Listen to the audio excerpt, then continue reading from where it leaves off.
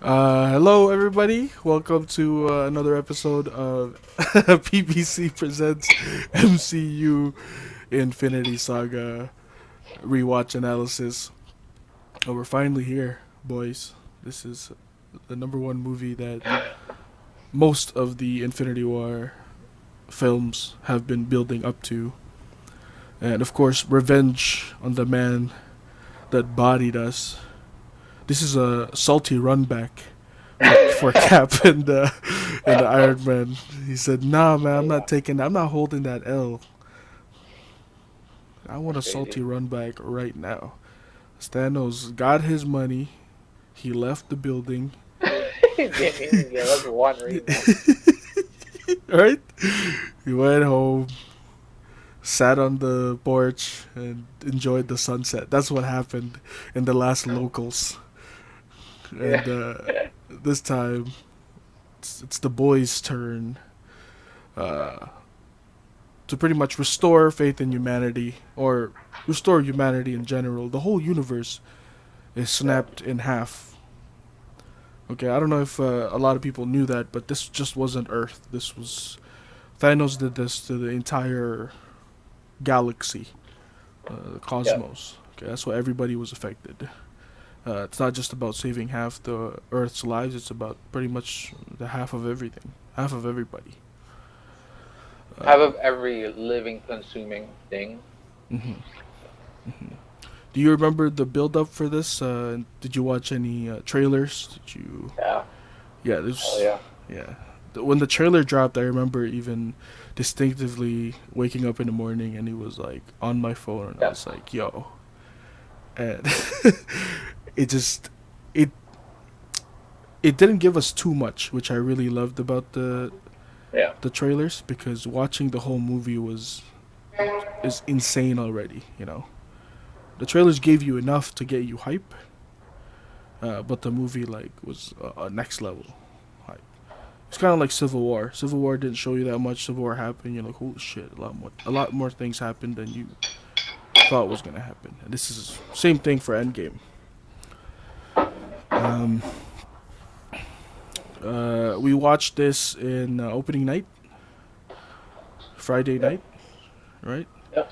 It was packed. I remember there were cops at the theater, Yeah. also trying to get tickets. They were That's yeah, they right. were there. They're like, give me your fucking ticket there. um, Then Dude, that was a that's true. crazy night.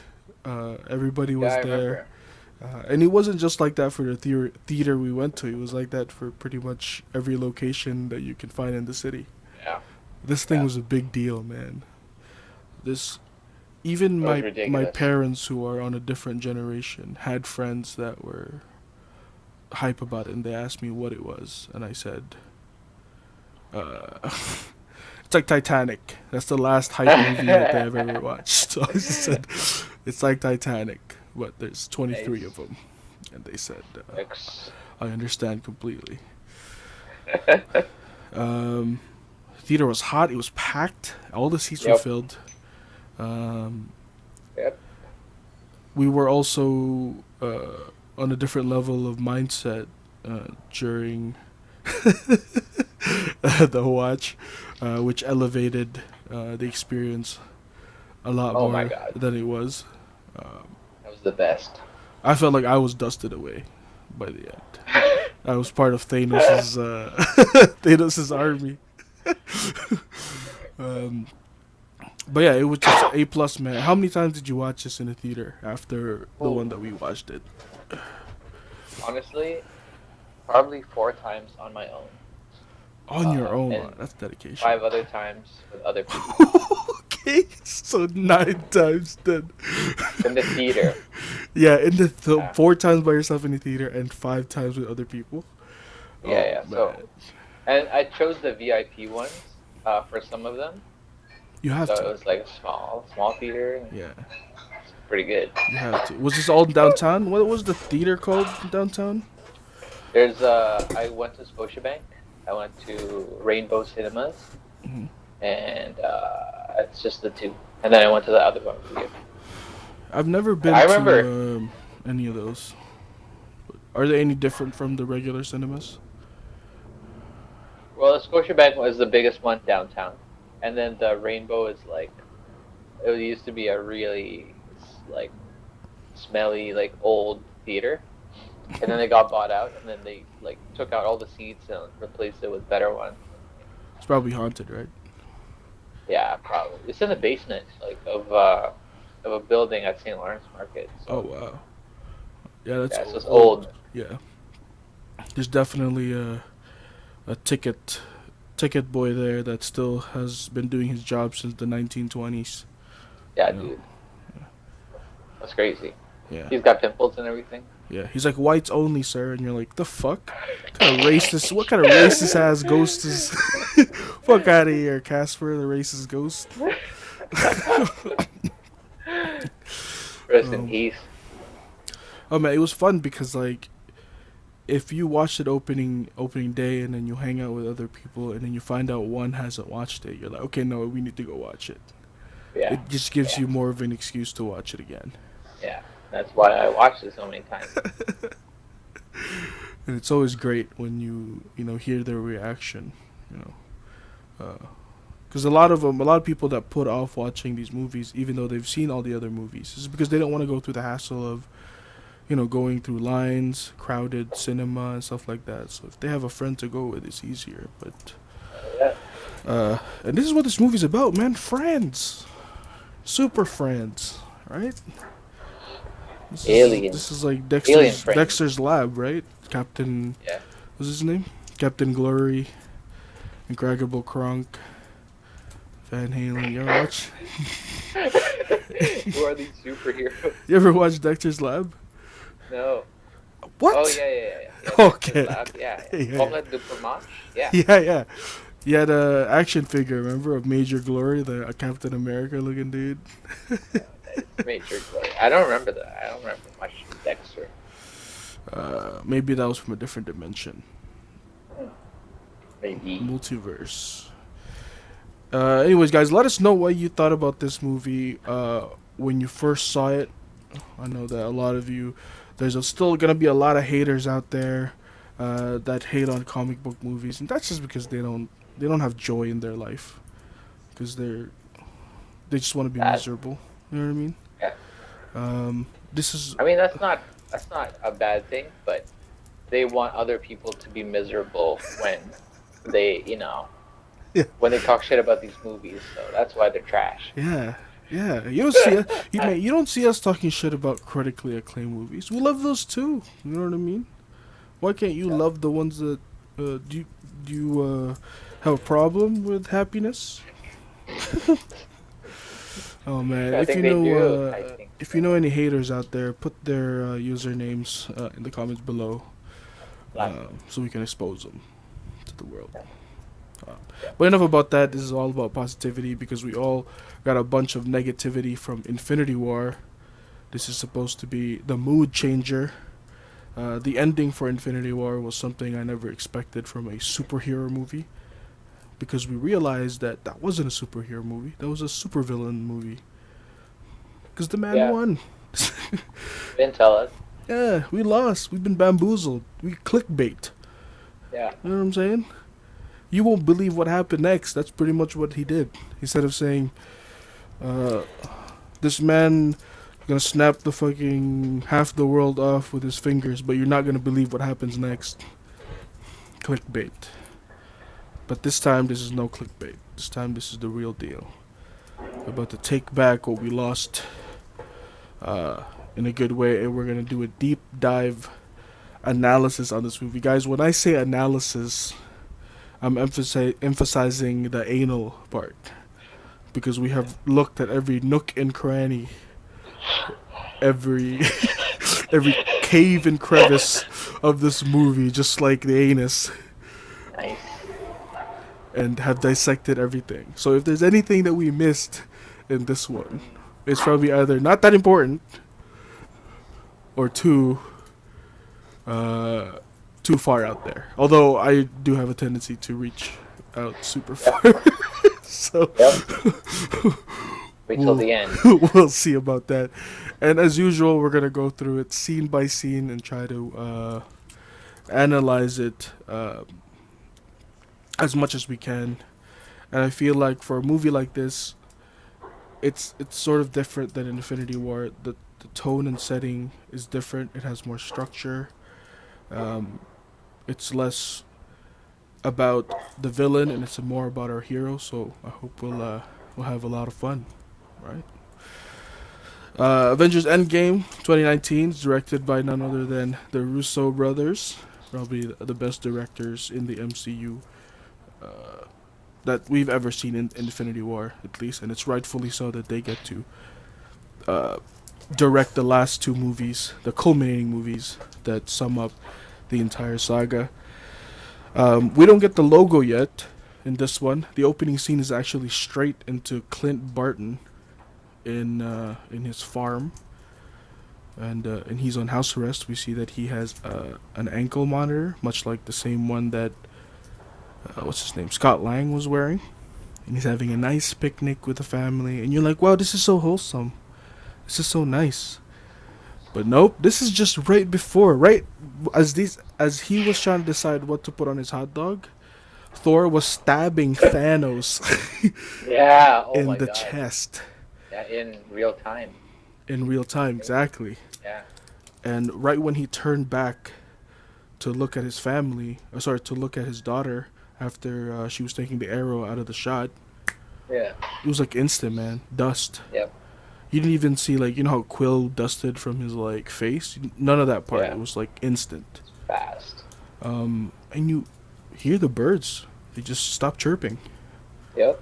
This is like a little clue. He doesn't notice because he's too busy trying to figure out why they just fucking disappeared on him. And you actually hear a little bit of thunder rumbling too. The same thunder that you hear in Wakanda as Yeah. as Thanos snapped. So that's pretty much like putting the time together that this is the part of when it happened. And it's pretty crazy, man. If like Clint had no idea, right? This guy was in house arrest. This guy had no idea that there was a dude coming to Earth with stones, and this was about to happen. Yeah. A lot of people are saying that it would have made a difference if he was there. Honestly, What would he have done? we're not trying to disrespect Hawkeye, man. We're trying to put some reality in your face. What would he have done? It doesn't take Hawkeye to see that, like, they were doomed from the start, you know, because he already had two stones in the beginning of that movie. Yeah, they were in a pretty And bad position already from the start.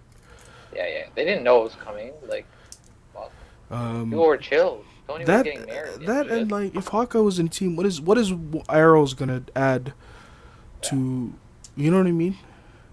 Like if Cap couldn't do anything, what makes you think you can? No disrespect to obviously Clint Barton, he's an integral part, but just saying, guys, put it in the comments below what you think Hawkeye would have been able to add to the fight, because I can't think of anything. Yeah, so the birds stop chirping, everything's quiet, and then that's when the opening logo comes in. So we kind of start from when the last movie started. And funny thing about the logo is that it actually cropped out all the people that were snapped away. Right? You see where Scarlet Witch was, and it's just an empty door in Sokovia.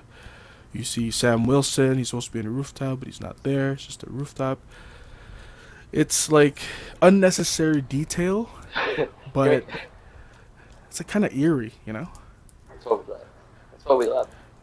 Yeah, like it really fits to the theme of what the Russo brothers really wanted to put in this movie. Even like the orchestra in the opening has half the orchestra playing. It has more horns than bass because they only put half of the people. Like what? Like Yo, Exage, what? yeah, dude. If you notice, like the score and the Endgame logo when it plays, there's a lot more Yeah. horns than bass because apparently they took out most of the strings, like half of the orchestra. That's insane. Like X detail, Wow. dude. X detail, right? That's hard world established. Yeah. Yeah, after the opening logo, then we get another, uh, I guess, beginning scene, and this one catches us up with Tony coming from Titan, and he's just stuck with Nebula on the Milano, aka Quill's ship, and it's kind of nice for him to spend time with Nebula. These are two characters, by the way, that are from two different, I'm not saying like literally worlds, Yeah. and two different like types of branches of the MCU. We're talking about Tony Stark here, the man who started the MCU, and Nebula, who is a product of the success of Iron Man's progress in the Yeah. universe of MCU. You know what I'm saying? And Yeah, a very unlikely character. yeah, unlikely two characters to be stuck in the same room with, and I wouldn't know what type of chemistry that they would have. But this one is sad because they both know they're stranded. They both know they don't have much time left. Tony has less time than Nebula because she's, you know, cybernetics. Uh, yeah, she's a robot.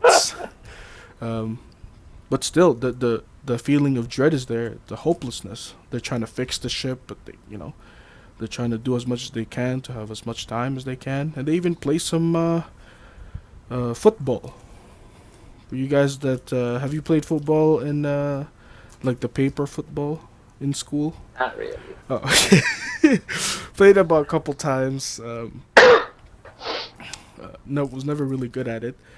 They're using it to pass time, and it's a way for Tony to practice his flicking skills so that he can get Ant-Man into his suit, which is a little foreshadowing, right?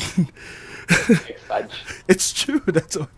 And also the way that they handle the gauntlet at the end during the battle is kind of like football. You know, they're kind of passing it to each other, making sure that Thanos doesn't get Oh it. yeah, interesting. Yeah, and it's also really nice for Nebula to finally win at something. She had no idea how to react. She's like, "I won. Gamora always wins. You know, that's her head. You're like, I won the thing," and she's like, yeah, you won. Congratulations.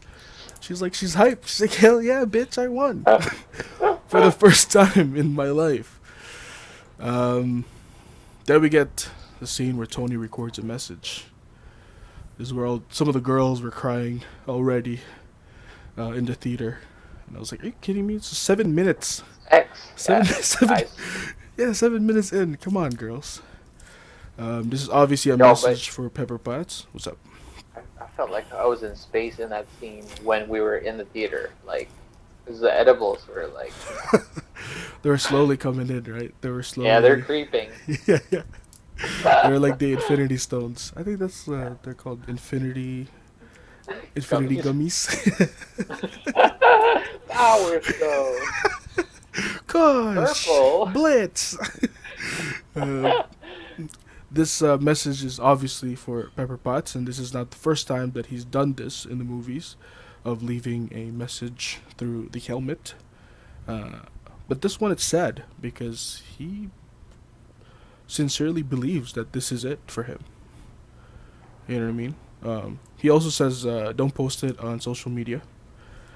This is a callback to Iron Man 1 when the soldier wanted to take a picture of him, and he's like, don't post this on MySpace. And he's like, just kidding. Puts it on a peace sign. Oh, MySpace. That's Post is how. on AA, okay? Ooh, Black Planet. This is how far the MCU has, to a point where the MySpace reference might not be understood by the Zoomers today. Yeah. On that reference, it's like, No, probably not. what's MySpace? Can't even understand how to explain it. I'd probably say just SoundCloud. We learned that they've been stranded for 22 days since the snap in that ship, and they were only able to get 48 hours of flight time before the power core shut down. So 48 hours of going as fast as they can, and then 22 days of just fucking, what is it, lying in there Crazy. with a dead ship. Yeah. But That's why like, didn't they hop? Why didn't they time hop? Or, like, space hop? I don't Space know. hop to the left. Nebula knows how to pilot shit, right? I mean, I'm sure that they tried to. They only had 48 hours of fuel, right? So I don't know Right. if that was. I don't know how fuel economy works on spaceships, uh, but I'm sure that they tried everything they can. It's not like you True. know what I I mean, mean. yeah, it's Iron Man. Yeah, say hey, let's go back home. We only have 48 hours to think. Ah, let's take the scenic route. It's like ah, damn it, we ran out of gas. I told you, man. Now we're stuck. Yeah, now Okay, we're stuck. escarpment. Nebula offers Tony some more food than her because I think it's because mostly she's part machine, so she doesn't really need to eat as much before starving to death. And it's nice to Oh, see her have some empathy for yeah. Tony, who she only met via that fight. If you really think about it, like the only thing she's seen is him fighting to really kill Thanos and getting stabbed. Other than that, their relationship was formed for those 22 days, right? Um, Tony says the famous line to Pepper, "It's you. It's always been you." This is a callback to Iron Man 1, was it, or 2? One, I think. No, two. 2. Like when he had to switch over the company. Yeah, when he appointed her as the new CEO of Stark Industries, and he said the same thing. It's you. It's always been you. It's a nice Yeah. callback, and a lot of these callbacks are like foreshadowing Tony's death. You know, uh, which to me, in the movie, I kind of didn't see it coming, or maybe I had intuition that he was gonna die. I just didn't know how he was going to die. Um, but yeah, that's a pretty sweet Damn. line. He also says he needs to rest up. He's trying to sleep. He goes, lies on his arm. Nebula puts him on the seat. Probably like 10 minutes later, and again he wakes up, disturbed in his sleep by Captain Marvel, showing us that Tony still can't get a proper night's sleep. He still cannot rest. That's crazy. Yeah, we've This seen guy needs this. some Kush. CBD, man. uh, and we've seen this mentioned since Iron Man 2, when Rhodey was like, Tony, you've been up for 47 hours. You need to get some sleep. Yeah. Insomnia has always been Tony's thing. And uh, this is this movie justified his resting after what he did. But more on that. I don't want to spoil anything since you guys haven't. In case you haven't seen this movie yet. We spoiled so many things. Yeah, facts. um, Back in the Avengers base, Danvers brings Tony back home via just carry the ship with you. But we Yeah, do I'm not even gonna know. question this shit. Well, we do know that her powers comes from a light speed machine, so I'm guessing she did go light speed. But the machine would have to withstand that speed too. But whatever. We'll let it How slide. they how they find them? Uh, I don't even want to start now. Let's yeah, skip it. yeah. Let's just there's a lot of things that can be explained with like, oh, Rocket Raccoon was there. Maybe found a way to find the Yeah, maybe. signal, the Milano, blah blah blah. The Russo brothers probably didn't think it was important, so we'll just assume that Rocket helped them. Um, Danvers brings Tony back home, and she does it so quickly. Yep, yep, yep. Tony reunites with Pepper, which is super sweet because obviously you want to see her shorty.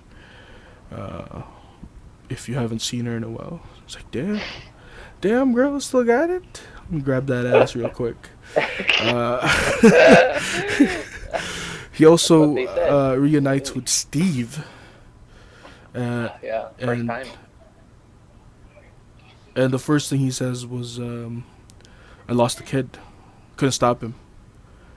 They're still having this. The conversation didn't have to start. They knew exactly what they were talking about instantly. Yeah. I lost a kid, couldn't stop him. We lost Tony, like, and then you realize that this is their first time seeing each other since Civil War. Yeah. Since Like that, so mad. since that time that Cap put the shield down, and he left Tony there with Bucky around his arms, and he fled to Wakanda. That was their last interaction. Tony never got to make that call to Cap in Infinity War because he got sent to space. Yeah. Banner had to do it. So True. this is sort of like shock and the awkwardness of like meeting each other for a very long time is now gone because it's like there's more shit at hand, you know. Some shit just happened, dude. Like wake the fuck up, you know. So he shaved his beard. He's like, fuck this. You know what I mean? I'm going Clean clean. cut. Yeah, clean cut. I'm going Brazilian. That's what he said. He's like got a palate swap. Palate swap. Palette swap.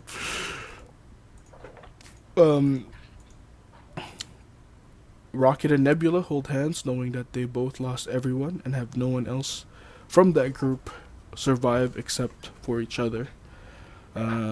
Which is sort of fitting because they sort of have the same type of background, you know. Rocket was disassembled and dissected, much like how Nebula was by her father. So they sort of have some sort of relatability in terms of their pain in the past, which is pretty crazy. A lot of people in space get dissected, I guess. I don't know. Back in the base, Tony and Steve bicker once again, and you're kind of like, oh, right? You ever hang out with our friend that you haven't hung out in a long time, and you're like, man, this is great, and then you're like, and he does something, and you're like, yeah, this is why I stopped hanging out with you. A lot of the times, for sure. Yes, Yeah. yes, exactly. This is pretty Yeah, much. yeah, that's why. Yeah, because you're an asshole. Oh yeah, because you're anti-Semitic. Yeah. All right. Yeah, you're a racist. Right. Right. Same goes for exes, guys. They are an ex for a reason. Never go back with your ex. For sure.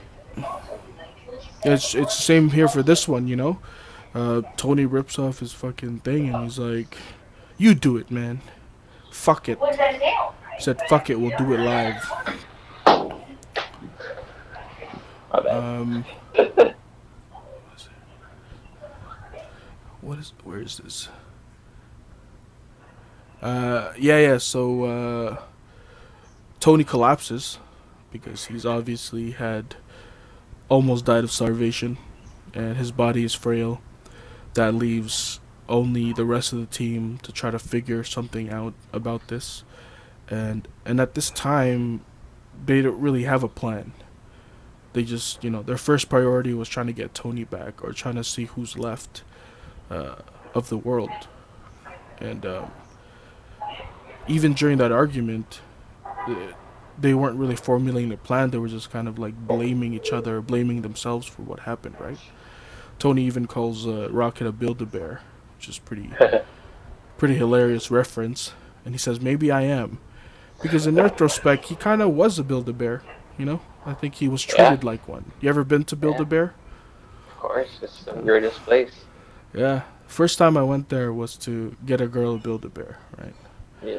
And I had no idea the process of this thing. And I was like, this is abuse. Okay?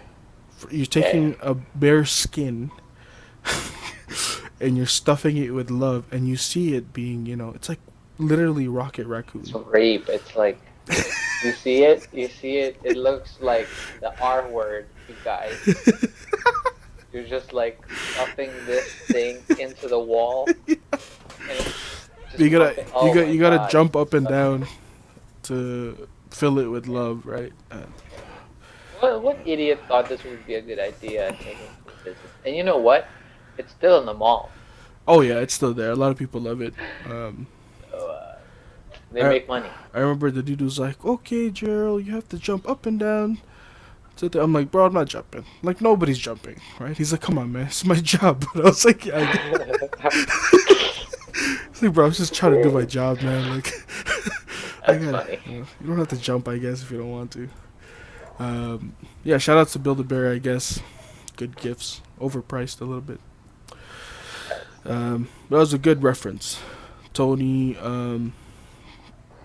that bickering themselves too reminded us that they never got closure that they needed from Civil War, right?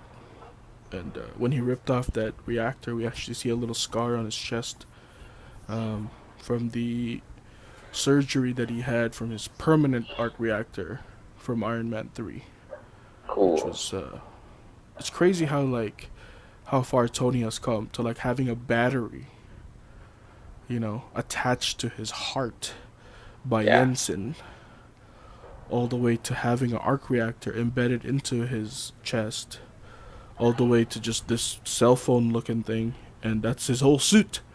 He like Yeah, it's he like crazy. presses it, and then the whole thing goes on him. Like, this guy's fucking tech is superior, dude. Yeah. Stark Industries right X. there. Anyways, Bleeding edge. they yeah, in the comics they call it bleeding edge because the nanobites would be injected into his bloodstream, and so they would come out from his pores and into his That's body, crazy. which is like, you know what I mean? Like, how crazy is Yeah. that, dude? I wish they went with that. That'd be crazy. People would be like, "Oh, Disney said that." Yeah, dude. That's actually like pretty X if you think about it. Like, if that was Hey, you real, respect your medium. I guess, yeah, You gotta give it your all. yeah, you can't hold your punches back. Um, they locate Thanos, getting information from Nebula, since he told her what he was gonna do after his plan succeeded. Um, and then Rocket Raccoon noticed that there was a power surge in that specific planet that was similar to the one that was detected in Earth when Thanos snapped his fingers. So they kind of pinpointed which galaxy or which part of the universe this planet was, and they go to space, which is kind of like a left hook because this is like 15 minutes into the movie, and we're already Yeah. getting a kind of like conclusion vibe to it. Yeah. You know? Confrontation. You're like, Yeah. ooh. Cap's like, let's go get this son of a bitch. And you're like, Yeah. damn, Cap meets business, bro. Language, man. Bad language Um, word. that snap, that the power surge is a hotbed of conspiracy theories online. Uh, I don't think we have to explain it to you, stream, what people are saying, but obviously one of them is this is how the mutant genes are going to be activated in the MCU via a gamma surge of power through a specific person, because that's what it is for X-Men, right? Some people are born with the gene and some people aren't. The ones that do come out like puberty. They don't show it when they're babies, they show it when they're coming of age. So they're saying that this was their way of introducing the X-Men into the MCU. But honestly, it's a pretty cool theory, and I wouldn't mind if Yeah. they used it. It explains a lot of things. Um, explains maybe, or maybe they're gonna try and say like, oh, this is how Scarlet Witch and what's his name, Vision. Quicksilver got their Oh, powers, instead of saying it was word. the stones or something like that. But yeah, you let us know what you think about these power surges. I think I wouldn't mind if the mutants come out of this, but either way, the mutants are coming, whether you like it or Yeah. not. Um, It's cool. they go to the planet where Thanos calls it the Garden. I will go to the Garden and Oh my god. watch the Goals. sunset. Facts, dude. This guy had a boomerang of the his pot. So His sick. like goals. That's what he says. Yeah. This guy had a permaculture paradise. Yeah, they didn't find him Paradise. because Nebula told him, because Nebula follows him on Instagram. He's like, "Yo, Thanos is in Yeah. this planet." He just posted a story today. He's like picking cucumbers today. Who's ready for some soup? Nice. The Rocket asks the crew who hasn't been to space yet, and some of them A put lot their of them. hands up, which is a pretty funny thing because Rhodey's like, "What? Like, what a question?" You know what I mean? But it's true. A bunch of them Yeah, still haven't been to space. Yeah, Rhodey hasn't been to space. yeah. Rhodey hasn't been to So space. Cap hasn't been to space. Iron Man has barely been to space. You know. Yeah, like he did in the first part of like first Avengers, but that's about Yeah, it, yeah, really, right? yeah. He was there for Um, like a second, and then yeah, yeah, the reason why this line was asked is because they were supposed to do the psychedelic chirp out that Yondu and Rocket went through in Guardians 2, oh with yeah, their eyes getting big, but they deemed it too comedic for what was about to happen, uh, true. which is true. That's true. Yeah. But they did have a close up of Steve Rogers' eyes, much like how Tony's were too during the first Avengers when he went to space.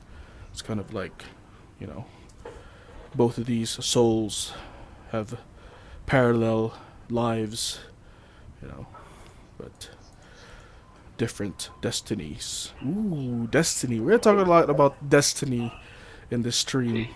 Uh, in this recording, because a lot of it, much like how Thanos' destiny was fulfilled in Infinity War, a lot of our heroes, their destiny will be fulfilled in this one, and we'll talk more about that later.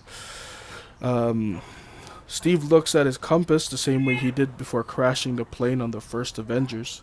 He does this because this is before any pivotal moments to remind him why he's fighting. Looks at Peggy Carter, man. Gotta look at the That's shorty. crazy. You gotta look at the shorty. That's an infinite power up right there. That's an install. Is that Peggy, the Peggy gaze. is that the Peggy? Is that a X factor for him? He's just powered up.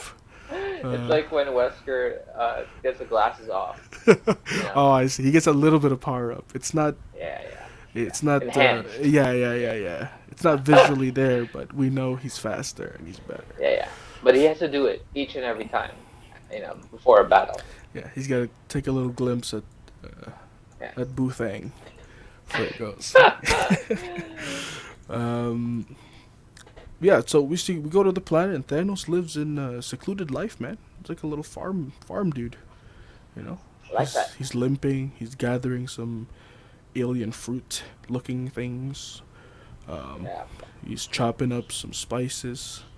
You know what I'm saying? He's salt baying it up. Yeah. We see his arm is messed up. Yeah, yeah. Yeah, he was salt baying it up. With the gauntlet. With the gauntlet, yeah, just with the stones on it. And we see that his arm is messed up. Now we know that his arm was Yeah. messed up from Infinity War, but this one looks really, really Fuck. damaged, more damaged than before, to a point where I don't think he is really able to use it anymore. Either that, or he's super weak and he'd rather just not use it, right? Um, but he's resting like God when he finished creating the earth, right? 7 days, because he himself believes he was a god, and he was also inevitable, as he says. Haha. um, there's no bullshitting around, man. They go straight for the gauntlet. You know what I'm saying? Cap walks in like a boss. The rest of the team shows up via every single possible direction that you can Yeah, find. like why? From top, bottom, left, right. This man was Oh, held down. And it's not even like they're trying to take the glove off. This man took his hand off. yeah. You know what I'm saying? There's Yeah, no yeah. Good mercy. call. No Good call. mercy anymore. Yeah, let's just stop with the dilly daddling. Yeah, Cut the yeah. malarkey, as Dave Chappelle would say. You cut the malarkey. Cut the malarkey, you know? I don't know what a malarkey is, but he cut it. Yeah. Go straight for it. You found out, as they're trying to look for the stones, they're like, where is it? Where the fuck is it? Where the fuck are the stones? Where's my money? Where's the fucking money, shithead? That's what he said. He said, no, I used it, bro. It's like, what do you mean? It's like, I used it. We know you used it, son. I used it to destroy it. And you're Oh like, God, like I didn't even know that was. I didn't even know that was possible. yeah, jeez. You know what I'm saying? Um, but it's also believable because it feels like only the stones are powerful enough to really destroy themselves. Yeah, You know what I'm yeah, saying? yeah. Yeah. Um, There's a hard save. You know, yeah, it's like a save point, and it's like your last save point. yeah, exactly. And it's like this is like the whole team has this like hopeless face, where they're like, "What the fuck?" And then they Yeah. say, "You're lying. This guy has to. We gotta look for every single thing in this planet." And he's like, "Nebula." Nebula says, "My father is many things, but a liar isn't one."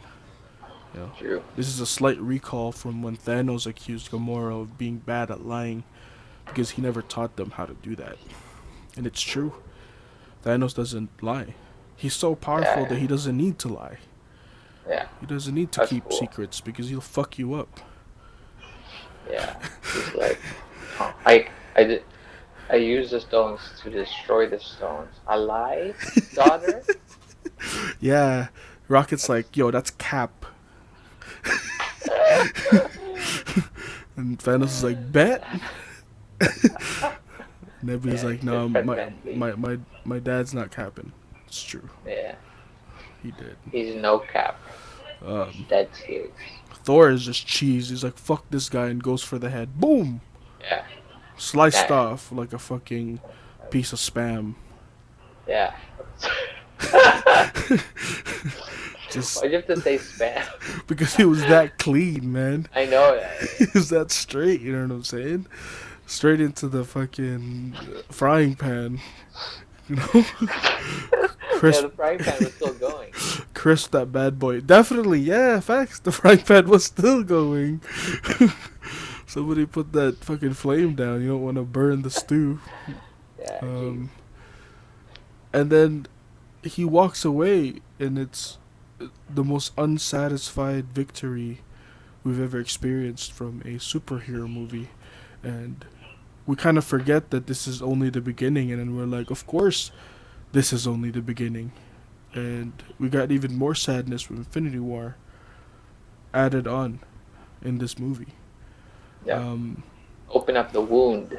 Facts, yeah. This is just fully reminding us that they can't win. You know what I mean? There's no takebacks. Yeah, yeah. You know what I'm saying? So, this matchup is 10-0. Yeah, this matchup, this man was free. They were free. Thanos said, y'all are Bust ass. free." Boss ass. The Oh, broadcast. yeah. The bust ass cab. Watch that. Who's a bust ass right there? They all drowned in pools. Thanos Yep. won. Yep. How'd you get eliminated so fast? Yeah. And then this is the first time that we ever actually get to see an actual time jump in the MCU. Yeah. Right? There's no other time jumps in the MCU in terms of like narration. I mean, sure, we Yeah, get yeah. we get flashbacks here and there, but when it comes to the Yeah, not like this. the current storyline, 5 years is a long time, man. If you Yeah. think about it, 5 years is like, where were you 5 years ago compared to yourself now? It's a lot of Oh my progress. god. 25? I just moved into Davisville, probably. There you go. That's crazy. You had a completely different routine 5 years ago. You're a complete different Yeah. person, different mindset. Dishwasher. Holy shit. There you go. Different status, Jeez. different occupation. And I think it's a good enough time to to be on the fence of not moving on and moving on. You know what I'm saying?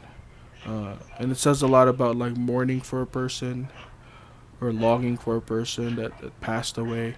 5 years is sort of the fence for that, where thinking about that person can still get you emotional, but there's also a piece of you that's already accepted the fact that they're gone, uh, which is pretty Jeez. crazy, you know. Jeez. And the whole world looks different. 5 years is complete contrast from uh, the visuals that we're seeing, in the beginning of Infinity War or all throughout that movie. The world is quiet, man. It's abandoned. A lot of the buildings are empty, and this is everybody sort of quote unquote adjusting to new life. We see a poster that says, "What do we do now that they're gone?" This is a subject. This is like coronavirus, where the whole world is affected, and Yeah. these issues are discussed among each other on a global scale. You know, and it's like if that would Oh, happen. hear that? There you go. Sirens. Coronavirus. Endgame. People got snapped out. Like half the employment force, boom, served right there. Jesus Christ. Crazy. It's well, he's not. He's not. You're not Not a lying. lie. Yeah, this is literally. Yeah, This is yeah. obviously coronavirus dusts you away in a slower speed, but in a sense, this is impending doom that we have a hard time right now trying to control, and a lot of people are paying the price for it. Yo, A lot of stupid people are paying the price for it, you know. Um, but also, a lot of those people are innocent because of those stupid people, right? It's people that don't wear masks in public, people that don't, follow social distancing rules, and you hurt some, family members that were trying to practice social distancing, right? We have a good friend that practices social distancing, and he still ended up getting it, rip. right? Right? So it's like we gotta work together, man. If you don't want to die, work together. You know what I'm saying? Back the fuck up. 6 feet. You're too close. Yeah, you're too Back up. close, man. Back the fuck up. That's better. That is better. If you know that reference, don't say it because it's very bastos. Yeah. Um, yeah, 5 years, and Cap runs a support group for people who struggle to move on, um, which is justifiable of what's happening in the world, realistic. If this was actually to happen, yeah, I can see this as an actual support group. This is a form of PTSD of losing everybody in your life, especially if you're the sole survivor of your family, group of friends, or something like that. You end up being alone. That's pretty traumatizing. And in this support group, he shares the story about meeting people, love of his life, right before going under the ice. And once again, we hear this, I guess, resentment or this regret, a little bit of that, for sacrificing a life that he could have had with Peggy to save people, right? Being Captain America, blah blah blah. And we also get a cameo of Mr. Which one is he? Joe Russo? I can't remember, but I think it's Joe. Yeah, Joe Yeah. Russo. He plays a gay man in the support group that talks about going back on dates for the first time, and some mixed reviews or feedback about him representing a gay man Yeah, in yeah. the MCU. Yeah, it's funny. A lot of people thought that it should have been a person that was actually gay or from that Yeah, yeah, sexual orientation that should have represented it. But I'm yeah. like, is it bad to say beggars can't be choosers? At least he did it, man. You know what I'm saying? What did you want him to do? Like, he'd be like, yeah, fucking fuck bitches for the first time in 5 years, bro. 'Cause it's all about the bitches. Like, what if he came out super heterosexual? You know what I'm saying? At least you got a gay Yeah. dude. Like, some representation, right? Even if it's not actually from a gay man. Yeah. Um, We know how the media does it. Like people complain, and then the next one will be like, you know. So it'll get better.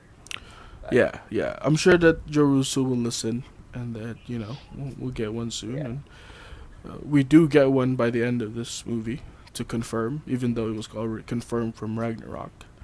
Um, that yeah, Valkyrie is, in a lesbian relationship and she's looking for a queen at the end. Like, yeah, maybe Joe Russo wasn't the first openly gay one because Valkyrie specifically stated she lost a loved one in the battle, and true. we see in the flashback that it was a woman. Yeah, Yeah. pretty clear. So please, guys, come on. I told you, we have analyzed Analyze. this movie, this Deep. fucking Infinity War saga to a point Yes. where you can't hide, you can't run, you can't hide. Lauren Hill. We will. Oh, ready or not? Oh my Yeah. god. Um. Anyways, Cap runs a support group, which is ironic because he's the one that doesn't want to move on, and the support group is about people moving on.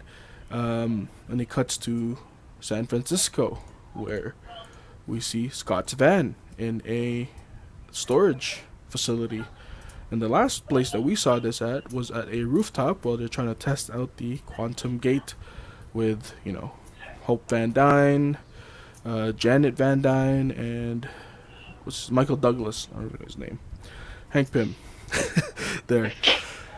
Michael Douglas. And anyways, yeah, a rat saved him from being stuck in that quantum realm for more than 5 hours, which is pretty intense. A lot of people make fun of that for the fact that it was the rat, and they put, they started photoshopping the rat in all the endgame posters, saying that the rat played an integral part. Well, yes, I do agree with it being that, but the rat, I think, was just there to increase the chances of them not winning. I think, 1,100,000 something.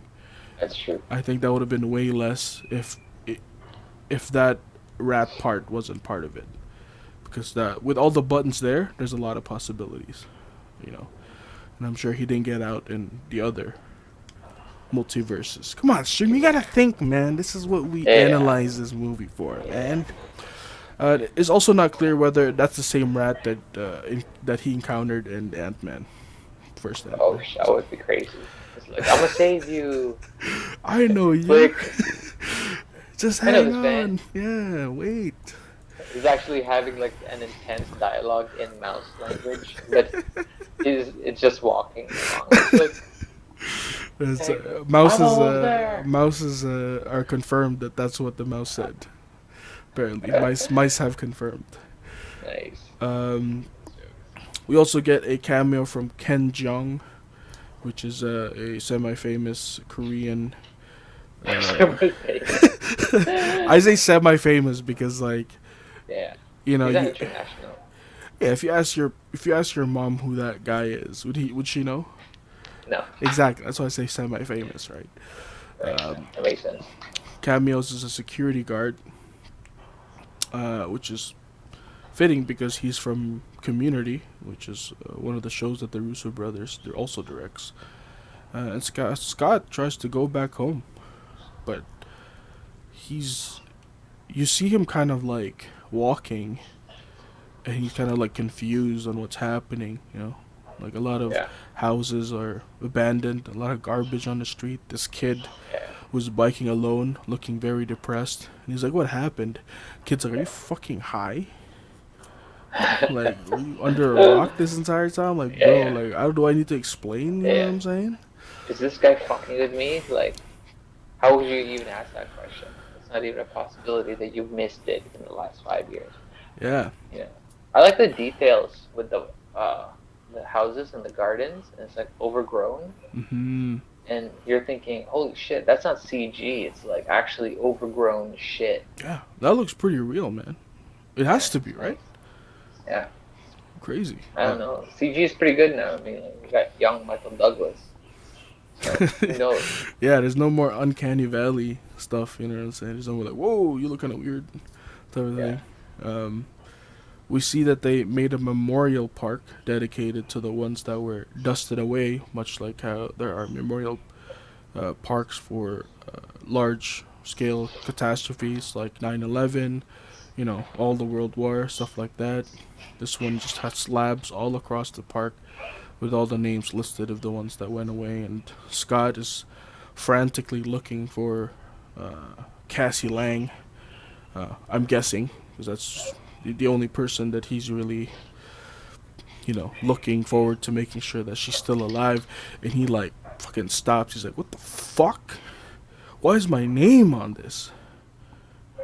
He's like, what the hell? But good thing is, he doesn't see Cassie Lang's name. So he, like, rushes back home, and he sees her. And we see Cassie Lang, and you're like, damn, Cassie, you don't look like that. You don't look like a dumb kid anymore.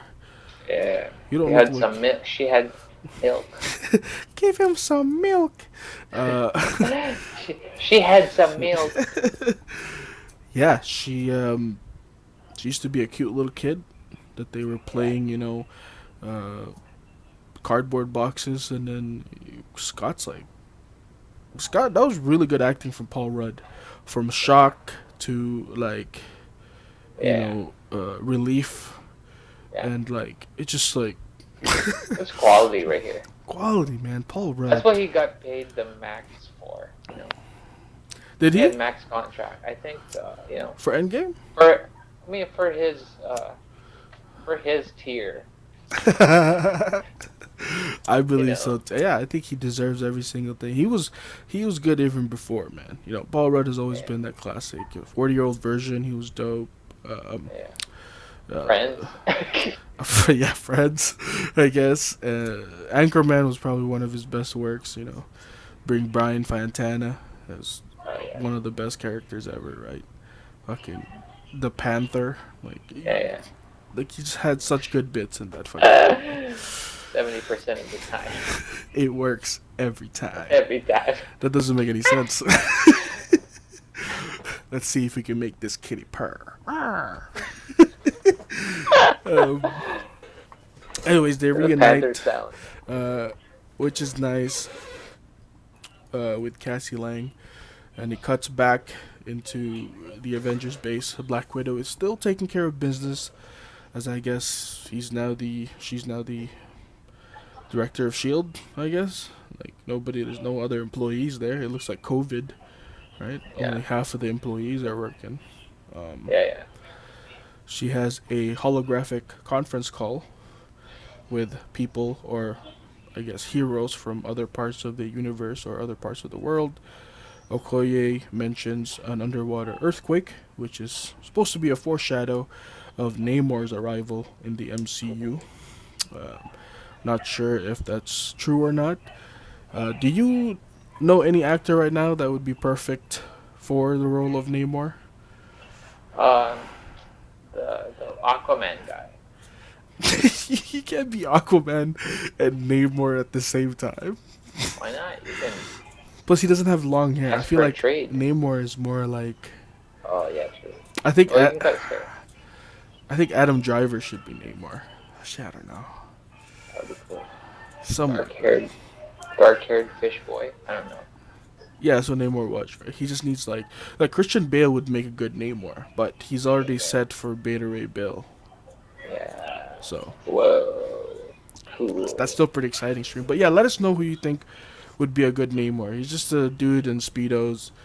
He's a lot like Aquaman, except he's Yeah, not should be Michael Aquaman. Phelps. Yeah, it should be Michael Phelps. Might as well be Michael Yeah. Phelps. Save a lot on training money, right? You actually get some fire footage of him doing stuff, Exactly. He's like diving. no CGI needed, bro. Guy's gonna do it. Rhodey reports a slaughter in Mexico, which he believes to be Clint, and he describes it to be so gruesome, which is a hint at the downward spiral Clint went through after losing his family, which is what we're gonna see later on in Tokyo. But I like. Rhodey has this like concerned look on his face about like Natasha, and it's like because he knows that Natasha still has hope for Rhodey. I mean for Yeah. Clint, in terms of like because I'm sure that all this time, all the news that she's been receiving about Clint has been very negative in terms of like his way of doing justice in the world. Because I'm sure the criminals that survived the snap have now grown exponentially with having a world with no, less cops or less authority, right? Yeah, yeah. I would have been a criminal. Honestly, if I survived the snap, if the snap happened and I survived, I would have been instantly a criminal. Um, Start looting right away. yeah, dispensary, LCBO, and that's Yeah, it. dispensary for sure. The jewelry store. I don't know. Hakeem Optical. Nah, I don't want. Why would I? Who do I sell it to, bro? Nobody. No, everyone's dead. You gotta take the stuff that you can use.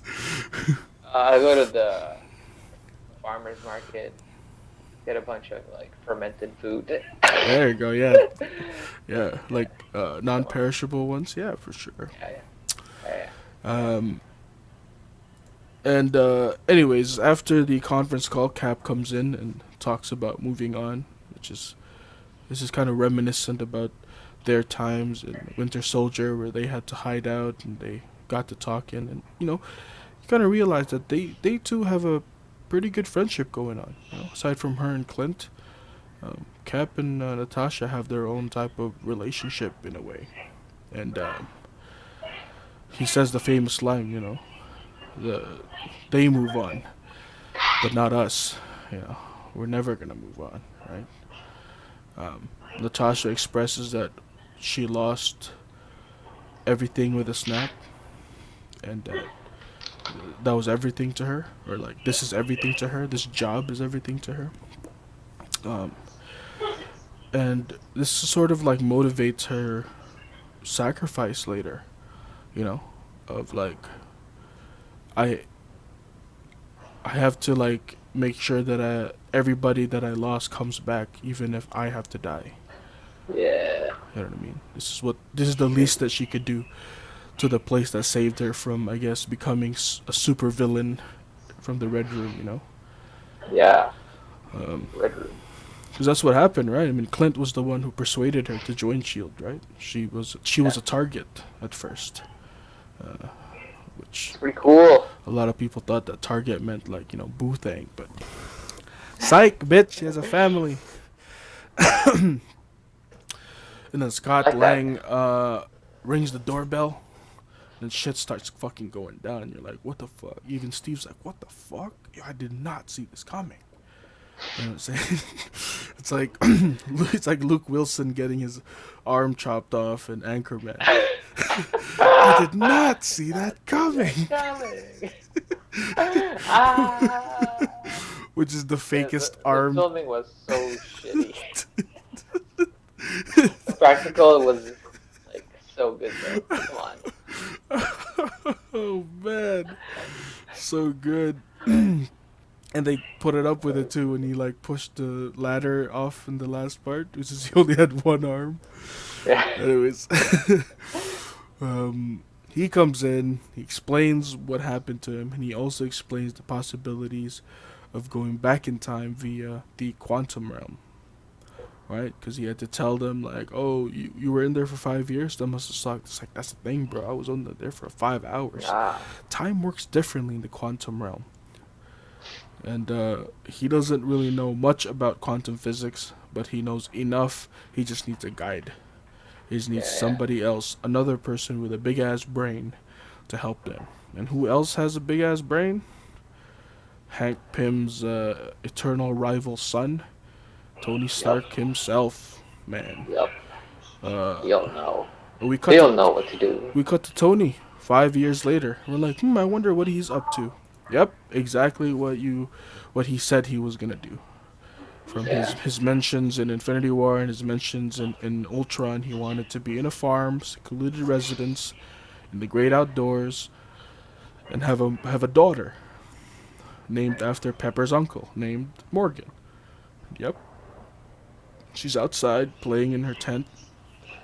Morgan Stark, you gotta come to eat, and it's like wholesome, and you're kind of happy for Tony a little bit, and he's happy. But there's something in there that he's still not Yeah, done something with. is up. Yeah, there's some things that he's ignoring on purpose because he knows how good he has it now. You know what I'm saying? And lo and behold, the team comes in and he knows exactly what they want. He knows they're not there to chit chat. He knows they're not there to reminisce. He knows something's up, and he's kind of like, He's like, I don't know, dude. He I said, don't know. he said Pretty IDK, nice here. right? IDK, right? He's like, yo, you want to come out with us tonight? And you look at the news and you're like 700 cases, and you're like, IDK. IDK. They asked Tony for help in regards with quantum realm navigating technology. I think that's the number one thing that they don't know what to do. They know it's possible, they just don't know how to do it. And right away he's being defensive. He's turning it down. Yeah, it's impossible. There's a lot of scientific jargon that he says in terms of like the possibilities and impossibilities of time travel, how it works, and he himself has no ideas how some of it works. And it's also a little funny segment with Scott Lang telling him about the rules of time travel and then how closely it relates to Back to the Future. Which we both know that that's what he was referring to. And if you guys are Back to the Future fans, obviously that was a big plus. Shout outs to That's a good movie. Marty McFly. Yeah. Um, Franchise. it was no harm done. It wasn't like it wasn't like Tony and Cap were fucking fighting again at the end. Imagine if they fought like Civil War at the end of that in the cabin home. Like it was civil, right? Where it's like Tony's like, I don't want to risk what I have. This is everything that I've ever dreamed of. I'm sorry I can't help you. Steve's like, look, I'm happy for you, dude, but like, come on, dog. That's what I said. Come on, dog. Come on, like we could do it all over again. Yeah, we could fuck him up. So he's like, yeah, but he could fuck us up. You know what I'm saying? He's like, but yeah, I'm comfortable. I'm in my J's at home, like, the jogging pants. Yeah. I'm good. He has a Snuggie. He's good, man. He's eating ice cream. He's already like halfway into his lunch. Yeah, I'm facts. good, man. I'm chilling here tonight. I got a box of backwoods. I'm good, bro. Moving. Ant-Man felt defeated, but Cap said, we're going to have to go get a bigger brain. And then Scott's like, who the hell has a bigger brain than Tony Stark? Boom. We didn't know it was literally. A bigger brain. Because he's talking about Hulk, the Incredible Hulk, as the late, what's his name? What's his name again? The Filipino comedian. Rex? No, it's, I forgot his name. Kuya something? I forgot his name. That's old school. Yeah, he's like super old comedian that had like a million kids. Kevin Costumi or something like that. Anyways. Like in the Philippines? In the Philippines, yeah. Oh, okay. I was gonna say that. Yeah. Hulk joins the team with a little bit of advice, and this is the first time that we get to see Professor Hulk, which was like a low-key mind-blowing experience to see that. Yeah. We're really in the future, Yeah, dude. You're like, okay. This is some like fan service shit. This is like the things that you talk about with your friends when the first Hulk came out, and you're like, in the comics, like he can talk normally, like he's not dumb, and they're like, no way, like he's like strong though. Yeah, but he's smart. He's also bad. Yeah. And we finally get to see that, where all your jock friends are like, oh, I guess he was right. Where the bitches at? That nerd was right. And it's fitting that Back Natasha. to my cocaine. They all become cocaine addicts. Yeah, for sure. Back to my wife beating. Okay, no. I gotta go beat my wife now. Anyways, Yep. Hulk joins the team, and it's fitting that Natasha is the one that gives him a little reminder of how his current state was also deemed impossible, because she was assigned to calm him down, Sun's getting real low, big guy. Oh. And, the old flame. Yeah, the old flame. But Hulk's like, none of that. He said, bitches ain't shit. Yeah, that's why he went up like this. He went lip up. Yeah, he did. Like, that was his reaction. He's like, word. Yeah, you got me there. I know what I'm doing. Got me there. Yeah. Black Widow. Hulk's like, all right, fine. We got a couple of cameos from Joe Russo's kids, as well as his nephew, being fans of the Hulk and having a little segment with Ant-Man. Super funny. Nobody knows him as Ant-Man. And it's funny because, in a sense, nobody should really know. His only documented fight was him being a war criminal. So it's not really like he's a hero. He's just, that was under wraps. That was under wraps. Yeah. It's not like he was there during the Chitauri invasion or, Ultron. Nobody really knows him, right? Man. No, it's okay. Cut back to Tony at home. He still can't seem to go to sleep. You know, he's in the middle of the night washing dishes, and he splashes it on some of the shelf, and he grabs the picture, and it's the picture of him and Peter holding up a fake certificate for his Stark Industry. Was it again? His internship. Yeah, his internship that they were supposed to give to Aunt May, and it's obviously the fakest looking picture ever. It's just both of them goofing off, uh, which shows you like the wholehearted uh, friendship that they had or mentorship that Tony had with Peter, and it also reminded him that that's who he lost against Thanos. Um, and of course, it gave him the idea to invert the Mobius strip because that certificate was upside down. You know, and he's like, hey, Amazing. yeah, maybe that worked. And after being offered by Cap, sort of, this was their way of like mending things from their conflict of Civil War to finally work together. You know, which he got reminded because both him and Peter were holding up bunny ears, and much like peace signs, when he came to finally say he's part of the team, Cap's like, "Why do you want to join?" He said, "Hey man, I just want peace." You know? Peace. Yes. He just Yeah. wants peace. He's been saying, "I just want peace," since the Yeah. first Iron Man. Peace. Ridiculous. And this guy gets some peace. You know. You see, he will rest in it. Oh.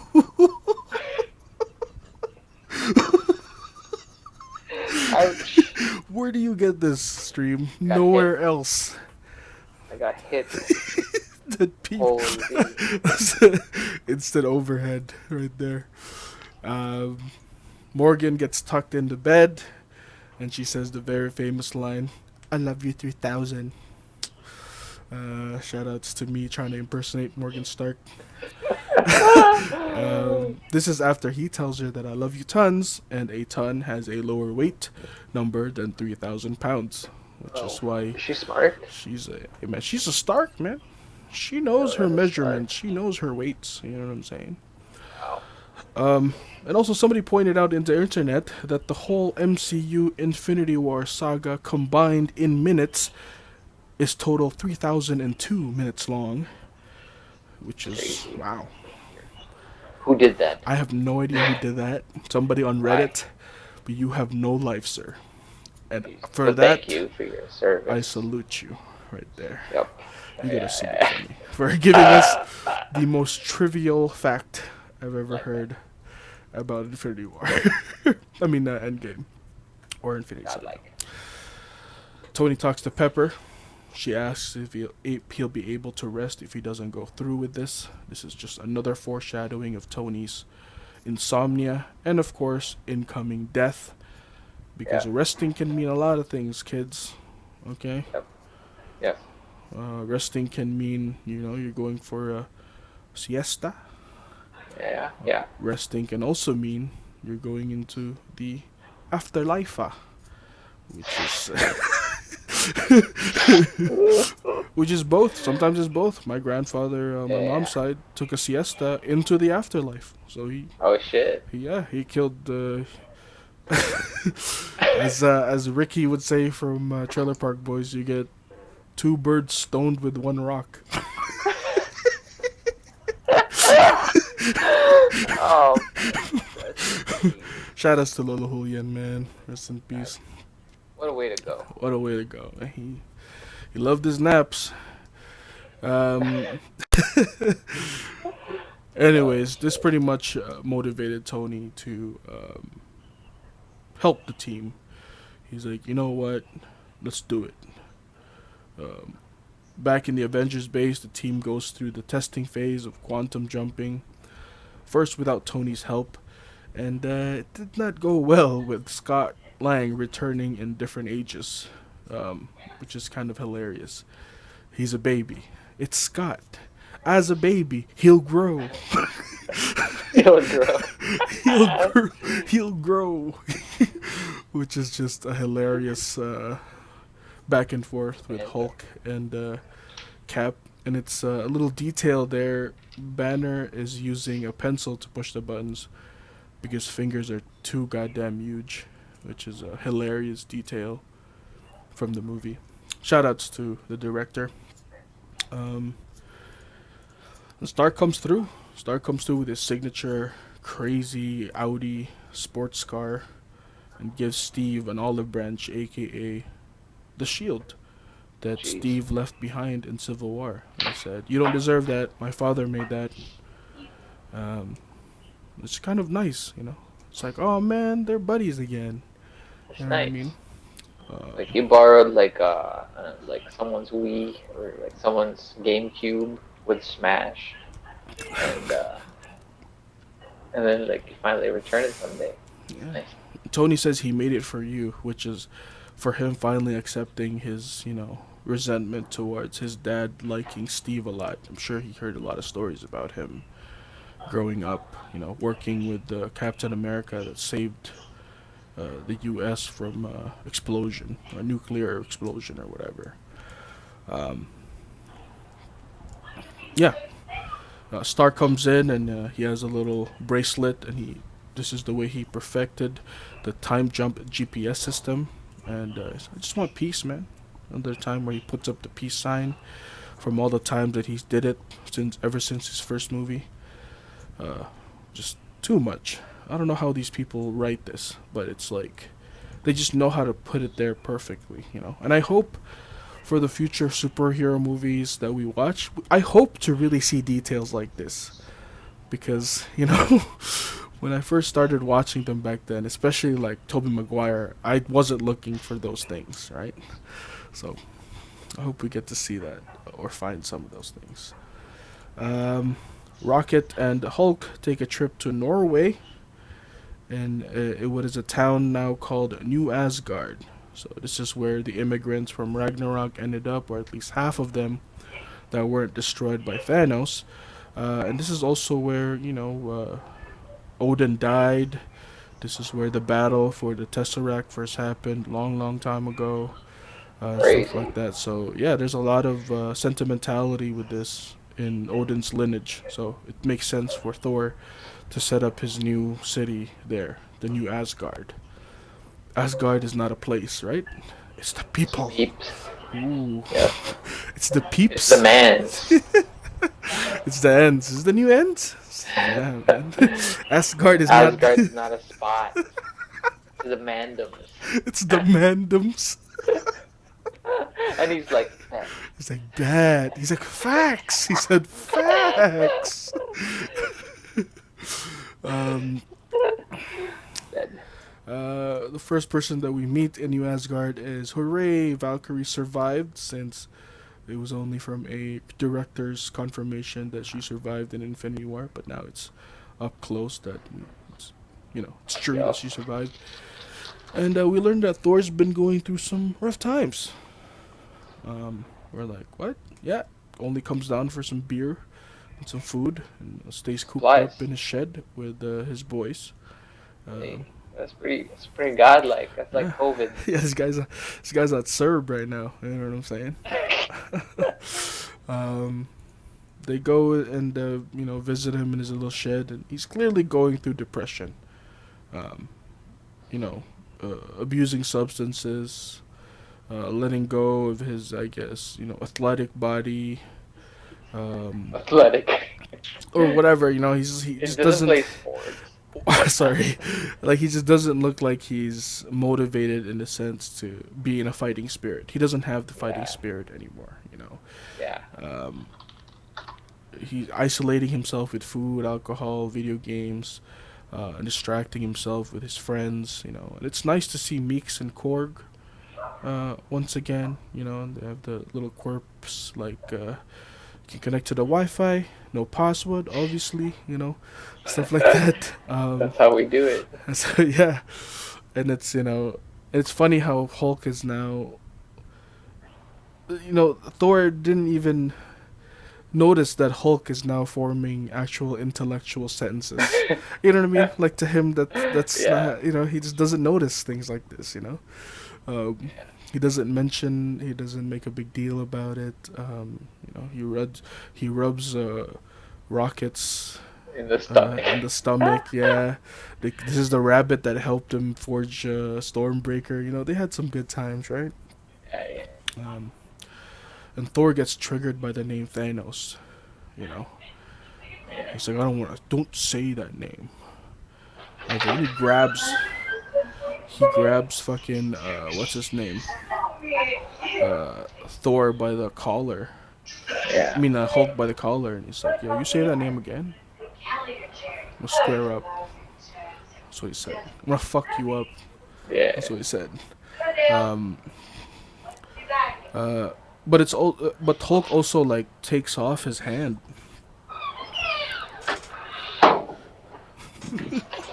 How did my door open? There's a ghost. You heard that thing? I'm high as fuck. Holy shit. Are you? Oh man. Yeah. When Thor puts his hand on Hulk, Hulk takes it away, and it's like kind of this like, yeah, you should really not do this because we both know that yes, as much as Professor Hulk is there, there is still a Hulk there, Yeah. and he's still gonna fuck you up if you do some lame shit. You know what I'm saying? Yeah. And Um, you're not your best form. Sir. yeah. You don't want to do. We're not with the Grandmaster right now. Fuck you up any day. Um, but eventually he persuades him. It's like we have beer on the ship. And he said, What kind? we said what kind? Craft beer. We got Yeah, Ontario. IPA. You know what I'm saying? Brava. Sour shit. Yep. Yeah, we got Brava too. Not that Um, fancy. After being persuaded, we get a cut to Tokyo, which is a pretty eerie scene since half of the lights in Tokyo and the city skyline is turned off, appropriately according so, for the movie being snapped in half. And we see a very sick one-shot action segment scene of Clint. Awesome. Yeah, dude, like Oh my god. just like going through hordes of people, slicing and dicing. Um, Literally every single goon that he can find, he like slices him, stabs him. He's Yeah. cheesed. That's Ronin. Yeah. He's called Ronin at this point. He's cheesed. And the whole He wants sequence, vengeance. is one long ass shot. There's no cuts. And it doesn't Yeah. cut until until Clint until Clint cuts the boss's throat. That was the only Yeah, time that's it crazy. cuts, which is pretty symbolic in a sense. And he wears a mask, and he takes it off, and he already knew, Natasha there with the umbrella. He's looking back at her, and it's like, does he even need to say anything, man? No, he just has a sadness in his face. Natasha shows up, and he's like, we have a plan. And he says the famous line. He said, don't give me that. He said, Yeah. don't give me hope. That's crazy. Wow. It's the worst thing you can do. And I think that's part of the reason why Tony was so hesitant, because he also had that thing in his head. It was like, don't come here and give me hope. Yeah. You know? Yeah. True. 'Cause the hope that they had was probably the one that they tried to do 5 years ago. But that didn't work, right? It was pretty crazy. The team is now complete. Everybody that is supposed to be doing the plan is now here and accounted for. And we go through the planning phase. And the first thing that I guess they needed to do was test out the GPS. But with only having limited PIM particles, they can only do the whole operation once through and with only one test phase. Because Ant-Man fucked it up. Oh, Yeah, remember? He's like, you have to You only be very got- careful. Because you only have 2 test runs.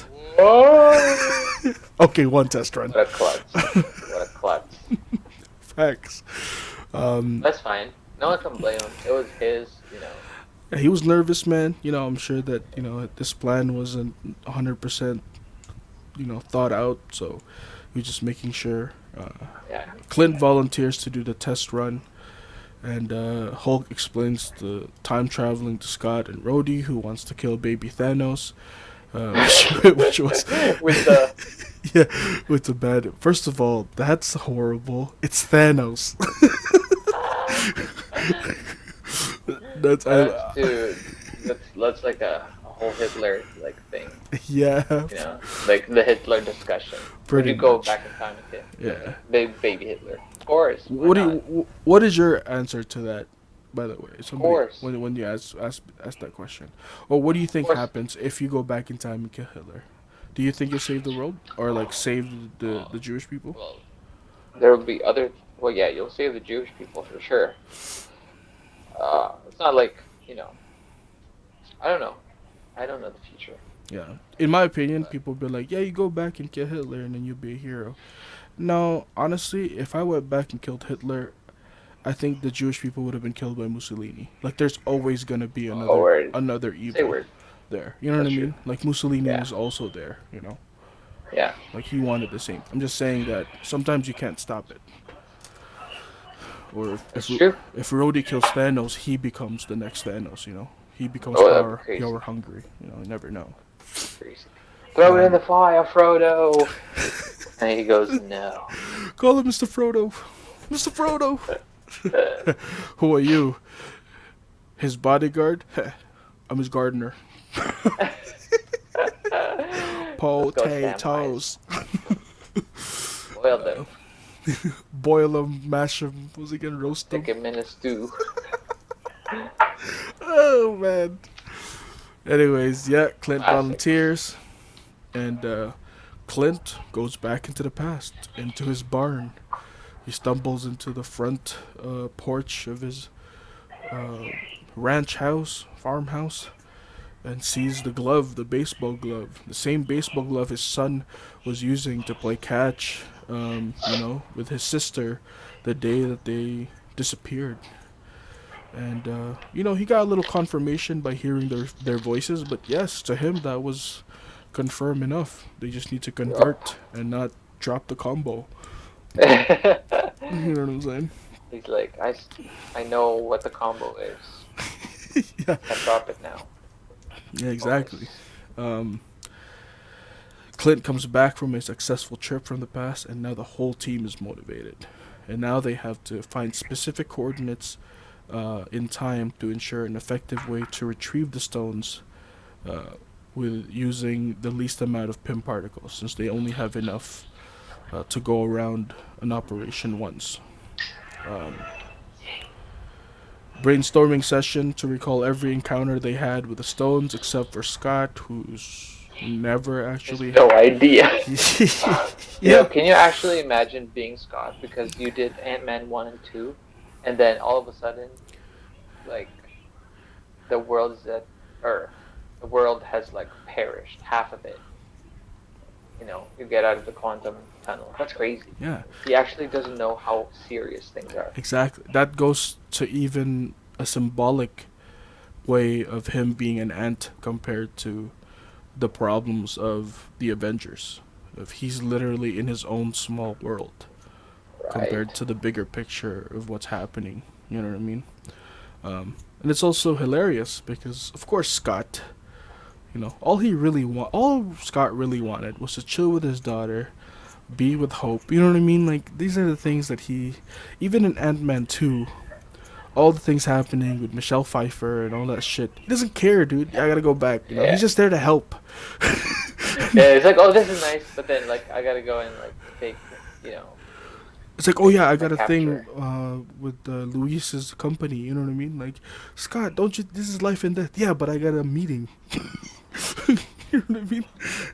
Like, um, Thor talks about his family and about the ether. It gets even sadder because he starts to recall the people that he lost.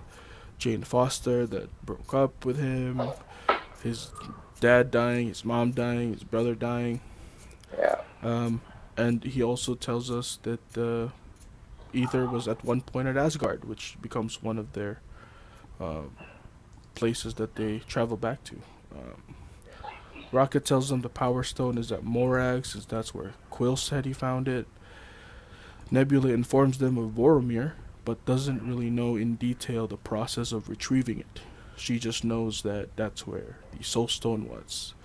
Uh, Oh, heart breaks. in her head, she probably just thought that Thanos killed Gamora and not, Like, traded her life for it. yeah, yeah. So she had no idea. Trading the life was never like, you know, mentioned ever. So Yeah, yeah. From Thanos or from anybody that was from there. yeah. Hulk, Tony, and Natasha figured out that there were three stones at one point. Uh, when she said, "Wait, he lived in New York," Bleecker and Street. Bleecker Street, and Tony actually says, "No, no, no, he lives in Toronto." Have you been listening? Hey, shout outs to Toronto, man. Hey, yes, yeah. A lot, Yeah, because you know what? A lot of the film industry stuff that they film is in Toronto. yeah. A lot of agencies and like rentals and like etc. Because we have a big movie industry and it's suffering because Mm, fucking COVID. COVID. Jeez, Um, snap. yeah, I'm a big fan of Suits. Do you watch Suits? No, but I see them film all the time. Yeah. So it's set in New York, but Yeah, so it's like super clean for New York. That's because it's not New York. yeah. Um. New York, man. Anyways, the plan is set. Everyone suits up and splits into teams. Cap does a pep talk, and Rocket is impressed. He's like, "That was really good." And Cap Ant Man's like, "Right."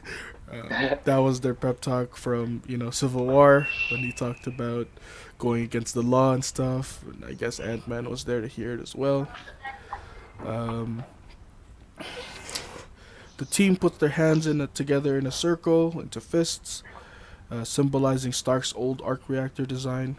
Oh, Um, cool. the same one that was sent afloat for his funeral at the end. Pretty symbolic, I would say. I don't know if that was. I'm pretty sure that was intentional, right, for them to I put think that so. in. Yeah. Yeah. This part right here in Visuals. the theaters. This part when the whole 2012.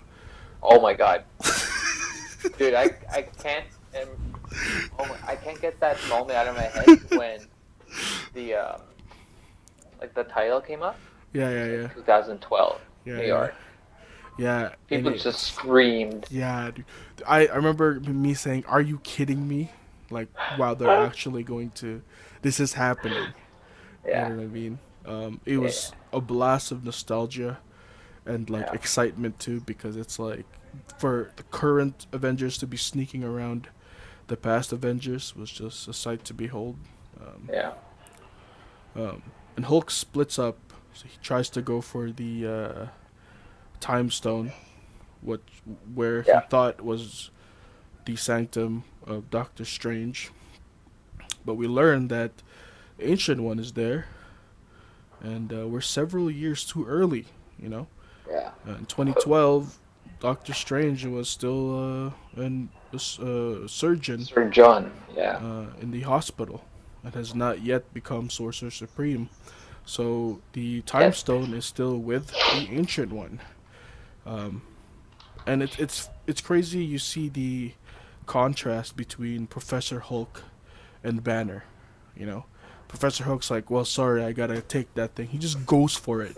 He goes for the thing, and then when he gets into the astral form as just Banner, Banner is jittery. He's yeah, nervous. He's trying to reason yeah, with her instead of forcefully taking the time stone because he doesn't have Hulk's confidence and bravado. He's yeah, just Banner right now, which is yeah. He doesn't want to press raw S. Like he can't do it. exactly. Like you're not aggressive if you don't have the finger on Phoenix, right? You know what I'm saying? You, Yeah, yeah. you play around with it a little bit. Um, I thought that was an attention to detail that to me was like, wow, this is really That dope. was cool. Um, anyways, he goes into Astral form and it cuts into 2013 Asgard.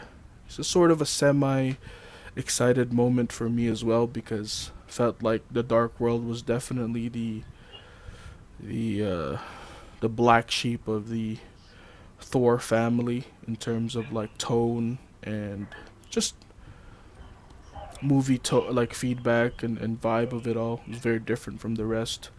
But it was really cool for them to go back because we know fully well that at that time, the ether was flowing through Jane Foster at the moment. And they did have a time where she did go into the quarters to rest for a bit. So I guess this is the time that they chose. And Thor would know when that was, right? Because how can you forget your mother's death? That was literally moments before her mother went to go see the Dark Elf and die. Jeez. Spoilers. Thor breaks down. You know, his confidence is at all-time low. This is not the Thor that we first saw in the first Thor movie. And he gets slapped in the face by Rocket and reminds him who they are and what they're fighting for. But Thor still chickens out, which is clear evidence that that is not how you treat people with depression or anxiety. You don't slap them. you gotta do what Mama did, man. You gotta do it with love. You gotta do it with honesty and love. You know what I'm saying? Yeah. Well, what the hell? Where did you pull that out? Hmm? That's the first time I've seen you pull that out. Sorry, it's my Infinity. Dirty bubble tea. I wish I had bubble tea right now. Yeah, Thor chickens out, runs away in the other direction. Rocket gives a sigh, and I guess he has to do it himself. Cut into 2014 Morag. This one is the setting for the intro in the first Guardians of the Galaxy, where Quill found the Power Stone, and we see that Nat and Clint split to go to Vormir. And Rhodey says, "You watch each other 6," and yeah, they kind of did in a way, which is Oof. Oh my god. which is pretty sad. You know, it makes a lot of these like little dialogues sadder. You know, when Nat's like, "See you in a minute," and you're like, Oh my god. Come on, Nat. Don't say that. yeah, you're like, okay, I'll see somebody in a minute for sure.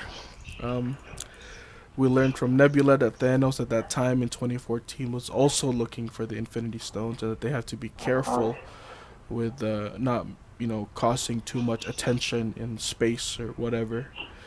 And we see that the two Nebulas tech coincide, and Thanos sees footage from the present Nebula, which is, it never really fully explains why that's happening, but in a sense, it kind of makes sense. Two of the same people that have two That's unique cyber technologies. robotic. Yeah. Yeah, I guess. It's kind of X. Kind of reach. It's it's a reach for them to, I guess, notify Thanos. I mean, how else would you, as a writer, would have made Thanos, Find out. aware Yeah, of the situation? Yeah, it's kind of hard to do that. It's a good way to do it, I guess. But it's pretty X.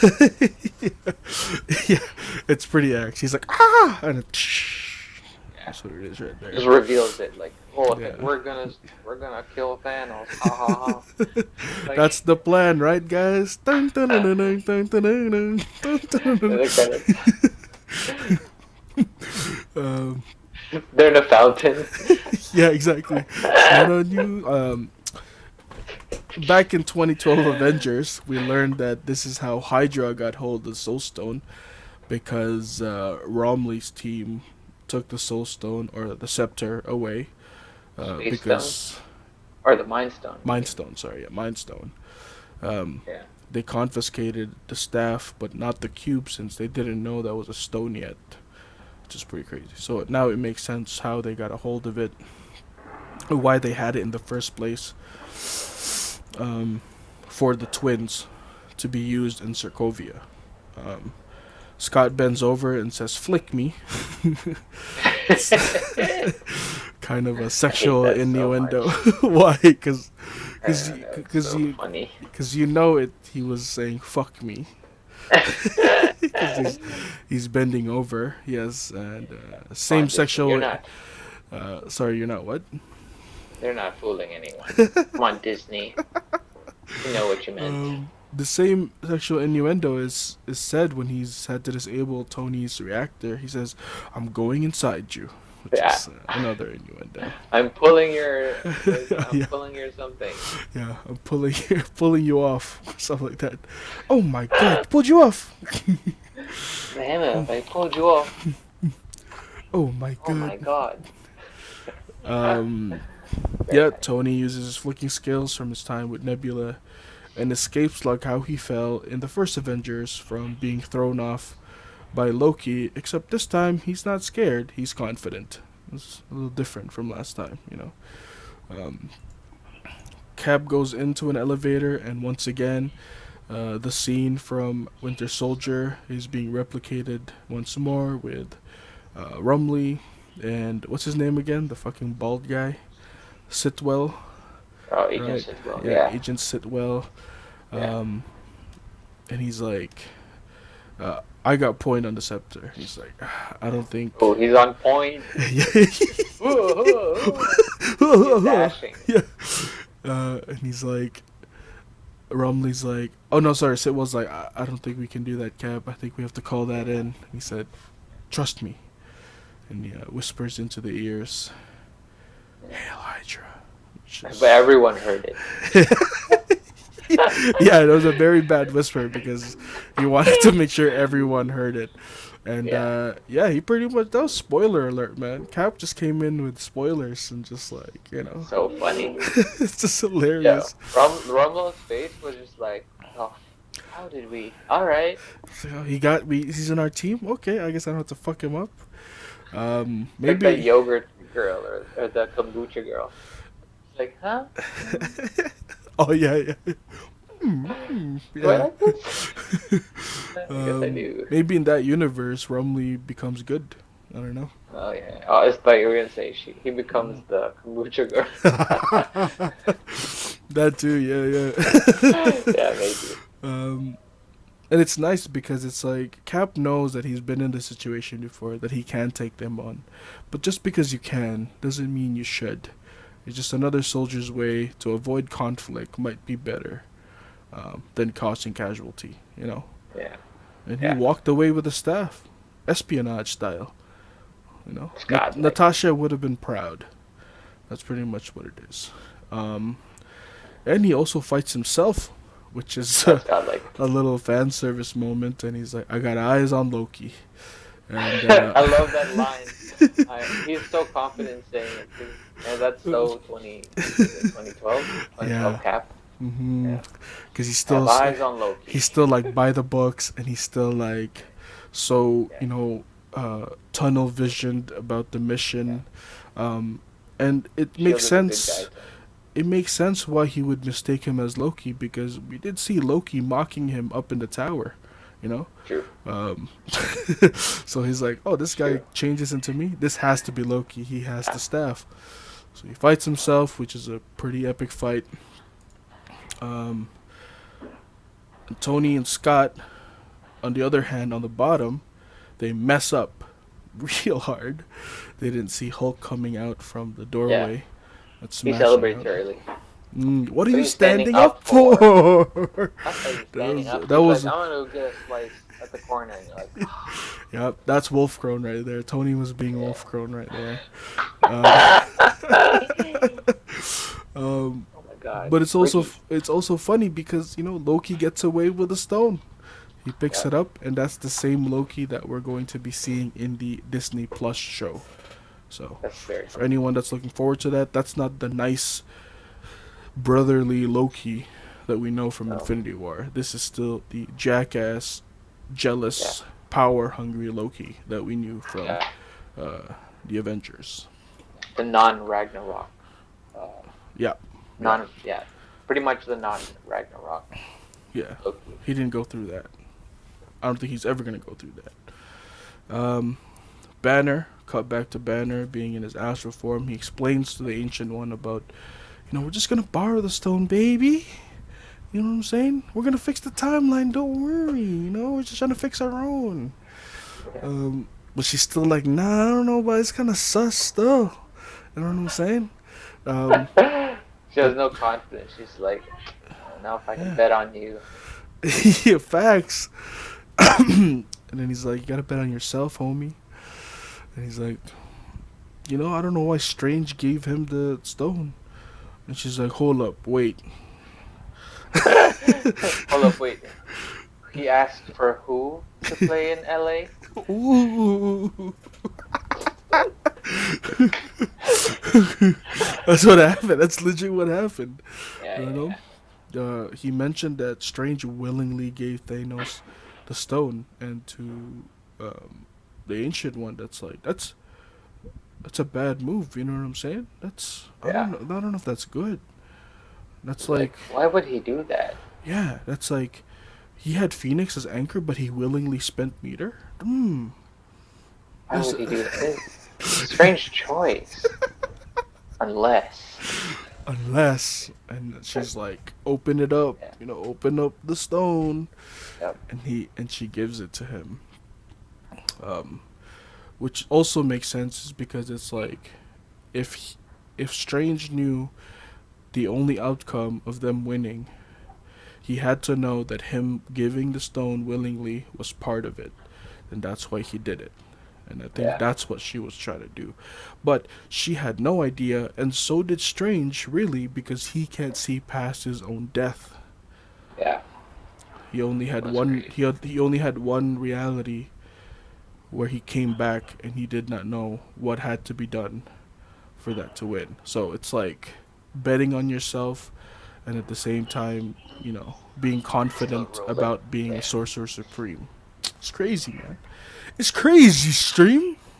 Stream. Come on. This layers. His It's layers, a his layers to layered this mix shit. up. This Yeah. incoming Oh my is the god. hard to blockable. Yeah. Oh my god, I'm not gonna blank this. Anyways, back in 2014, Thanos is now dissecting the shit out of Nebula, pretty much trying to get that footage back of what he saw, and he quickly puts it together with the help of his dude, Ebony Maw, and she's like trying to strangle her. But sir, she's a traitor. Calm down, brown noser. Like, why you? You know what I'm saying? Get off my dick. Yeah, this guy licking, Squidward. this man licking boots. Like, what you trying to do, bro? What you I trying don't to do? need this right now. Um, and Thanos Get also off me. sees himself being decapitated, which was that's a pretty hard thing to watch. If you see yourself An being X. your head cut off, that would be pretty traumatizing. But he takes it well. Yeah. Some say that he took a glimpse of his destiny, because that's what he said. That is destiny fulfilled. Yep. This is um, Makes sense. one of the ways that the word destiny is being said. Much like how Thanos' destiny was fulfilled in the first one, a lot of our heroes, some things here are going to be fulfilled. Um, anyways, Thanos learns about the whole thing. And in 2013, Asgard, Thor gets found out by his mama, and he gets to vent to his mom about everything, which is such a sweet scene because this Yeah. is sort of the only person that Thor can be like this to. You can't really see him being in a room with With Korg, Odin. with Odin. You know what I mean? Odin be like, Oh, daddy. yeah, Oh, daddy. yeah. With Odin's like, who are you, Thor, the god of hammers? Like, his dad's not with that shit, Yeah. for the emotional. So this is a big help for Thor of what he's going through, and it also shows us the correct way in how to console somebody or talk to somebody who is going through depression. You give him True. honesty, right? Yeah, you are a failure. You fucked up, bro. But that's not what defines you, baby. Yep. You know what I'm saying? You gotta get back up. You gotta do what you gotta do. You know what I'm saying? Yeah. She was a hype man. Yeah, eat a salad. You gotta put the hard truths back in there. And it's also a Wow. nice farewell closure to a moment he never got with his mom, because he got in her room and she was already halfway. The sword was already halfway down her spine. You know what I'm saying? Yeah. It was dead. She's dead. There's Yep. not like, Mom, I love you, bye. It was like, Yep. there's no time for that. GG's, well played. That's what happened. Yep. Um, Wrapping up my cord now. yeah, and it's nice for him to finally get some support on his mental slump. Rocket had to go get the ether himself, and the guards are calling him a rabbit, which is That rabbit. I There's guess that that's rabbit. that's how rabbits look like on Asgard. That's the only explanation we have. Ass place right there. What is that place? Asberg, Ass place. What is that place? Asperger's. Asgard. Yeah, right. Asgard, Asgard. That's Uh, good. Ooh, what are those? Are those sparkles? What are you? God of sparkles? Oh Ooh, he's like, man. ooh. Ooh, I don't like that. I don't like that word. What word? No Slade. Um. Yeah, he gets called a rabbit, and Thor further finds out that he's still worthy by getting the hammer back, which was a really nice, wholesome moment. And it's like, another support or another hand on his shoulder going, see, buddy, you're still worthy. What are you talking about, man? Don't be too hard on yourself. You're not a failure. You still got it. And he takes the hammer with him, because he knows he'll be back anyways. One True. second later to return the hammer, so. That's BRB, true. let me just use this for 1 second, bro. Um, Rhodey and Nebula are successful at getting the Power Stone, and they have a little sentimental conversation between each other um, about how they're part machines. Um, he knows how that feels. But now Thanos knows that he achieved his goal in the future. He saw that he had all the stones. He's like, that's like you seeing a glimpse of yourself winning Evo. Yeah, I'm like, I knew Yeah. my You're like, yo, destiny. I am godlike. Are you Yeah. nuts? And the people in the room were like, "Your sire." Yeah. Like, that's how you get treated after you win Evo. Um, but now he wants to do more. Now he knows that there's a place um, where these people are gathering the stones for him.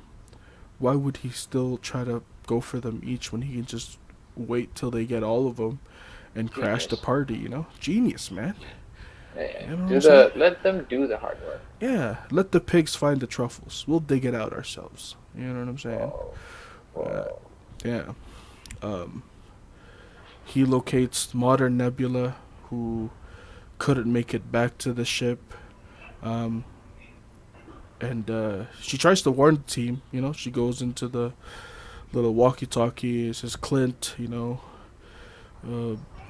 Thanos knows, but Clint, they're already trying to go up the mountain at Vormir. Nobody was there. And before you know it, her ship gets fucking beamed up the Thanos ship. She gets captured by 2014 Thanos. Oh, And by this time, you're like, okay, yeah. I think I know Yeah. where this is going. It can't Oh be my this easy god. for them. Thanos now will have to fuck them up again. You know what I mean? I Yeah. really, yeah. Yeah. That's hungry. That's hungry Thanos. Yeah, yeah. This Dark Thanos is Thanos. younger. He's disrespectful. Like, he doesn't respect our heroes in this one. He doesn't, he doesn't go have mercy on people. He, instead of, sacrificing half the planet, he literally says near the end, I will have fun destroying this puny little planet. This guy wants blood. This guy doesn't want Chill. mercy. He just wants to kill you, bro. He needs to relax, I think. Yeah. He needs some of that, you know, Chill. Nebula Kush, that cosmic Yep. Kush. Ooh. Um, uh, Nebula. Cap and Tony, since they messed up, Habit. they try to think of another idea of when to get the Tesseract and the and more Pym particles, I guess.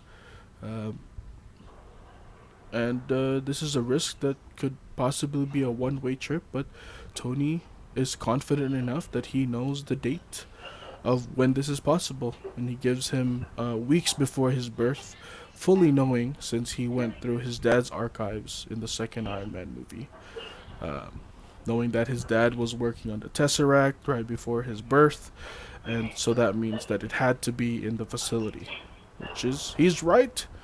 They go back into 1970. Ant-Man goes back to take the Mind Stone back to the present, which is kind of funny because while Tony and Cap were talking and he tries to ask them what's the plan now, He's like, Steve, Captain America, Rogers. Like he still has no idea what to call him. Much like a call, America. yeah, much like callback to when he's talking to Hope. Like call him Cap. It's 10 America. Captain America. Captain America. That's what we call him. Yeah, but he might have been exaggerating at that part because even then now he was still unsure what to call him. Um, Jokes. Anyways, they go back to the old training ground. Cap has a little nostalgia. Tony kind of looks out of place with his fashion sense, but who cares? Tony grabs the Tesseract in the basement.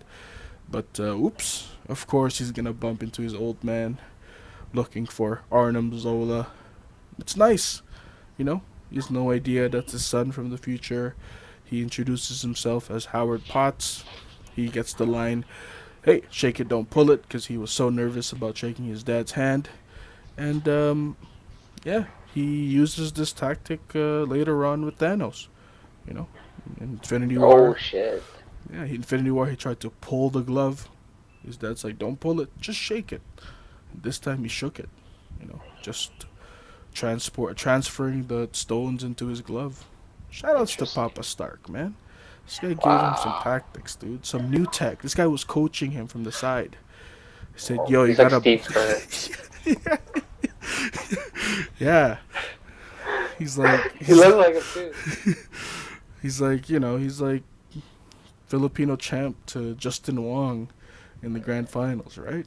It's at the side. Oh my god. Yeah. The homie. SoCal homie. SoCal home. Yeah, I love Justin. Um, My training partner. anyways, The we see best. another young Michael Douglas, even younger than the one we saw in the flashback in 1980s, and he gets duped by Cap via a prank phone call, which is, He's glowing. believable during the 70s because people don't really have any way of confirming things. Yeah, your delivery's here. I told you not to open it. He runs down, and we notice that Cap takes more than he needs Uh when it huh. comes to pin particles. Yeah. He kind of only needs two. Yeah. For him and Tony to go back. He takes an extra two because he Yeah. had some unfinished shorty business to come Yep. through. Yep. Some Netflix and Yep. chill. Some Yep. what is that? Theater show and chill. I guess back in the uh, what is that? The 40s. A theater show. What the fuck? Yeah, Maybe call whatever. it cinema then. A cinema flick or I don't know. Cinema flick. Yeah, a moving picture. There we go. A moving Motion picture. picture moments. Motion picture and chill moment. Motion picture and show. Cap accidentally hides in Peggy's office and watches her from the other room, and you're like, "Damn, homie." Creepy. Yeah, If I was invisible, that's Clay Aiken right that's there. Craig Aiken right there. I would just watch you Want in you in your room. If I was invisible. I love at the end because he's like, "I already am." And you're like, "Damn, Clay." Yeah, he says, wait, I already am. Oh, you're like, "Damn." Oh, Clay, don't say that about yourself, Clay. Damn. I love that song. I was a Clay Aiken fan, and I only know that one didn't song. I didn't want Ruben Studdard to win I liked him because because Clay Aiken was so much better as an entertainer. But Ruben Studdard was also big, cute. yeah, I liked him fair, because obviously he was fat, and I was like, I gotta root for the whoever looks like me. Sure. But that was a sick year, man. Spaghetti and meatballs finals. You know what I'm saying? Anyways, yeah, he sees Peggy in the other room via some Venetian blinds, and finding out that even after many years, he still has a picture of him. And it's not buffed, sexy Steve. It's Skinny. scrawny, Yes, soy boy Steven. asthmatic Steve. Frail ass, Steve. Yeah. And, showing us that, she liked him because of who he was on the inside. I mean, it's a bonus. Yeah. It's like, all right, And cool. this scene is a glimpse of his destiny. That he doesn't know yet, but he believes or he wants this to be his destiny of being with her. Um, Tony gets to say goodbye to his father, which is really nice because that's something that he has expressed ever since the first Iron Man. He never got to say goodbye to his dad. He even made, um, you know, a what if situation using the barf system of how he wished that night would have went with his dad and the last moments with him. And of course, exchanging some baby tips since Tony is a fresh father, and at that time Howard was expecting. And shout outs from Jarvis from Agent Carter making a cameo. Oh yeah, Same actor. that's Jarvis. Yeah. Really dope. But yeah, it was a really nice scene with Howard Stark and Tony Stark. A lot of fans really loved that because this is just another clue to us that they're tying loose ends with Tony, which means the man's gotta Oh go. yeah, Man's gotta yeah. go. Um, He's he's getting too many gifts in yeah, this in yeah, this ear yeah, flick. yeah. That's don't like him too much now. That's what they said. Mm-mm. Uh, mm-mm. Mm. Oh my God, they're gonna save us. That's really what it is. Mm-mm. Anyways, back in 2014, Thanos, bad Nebula disguises herself as President.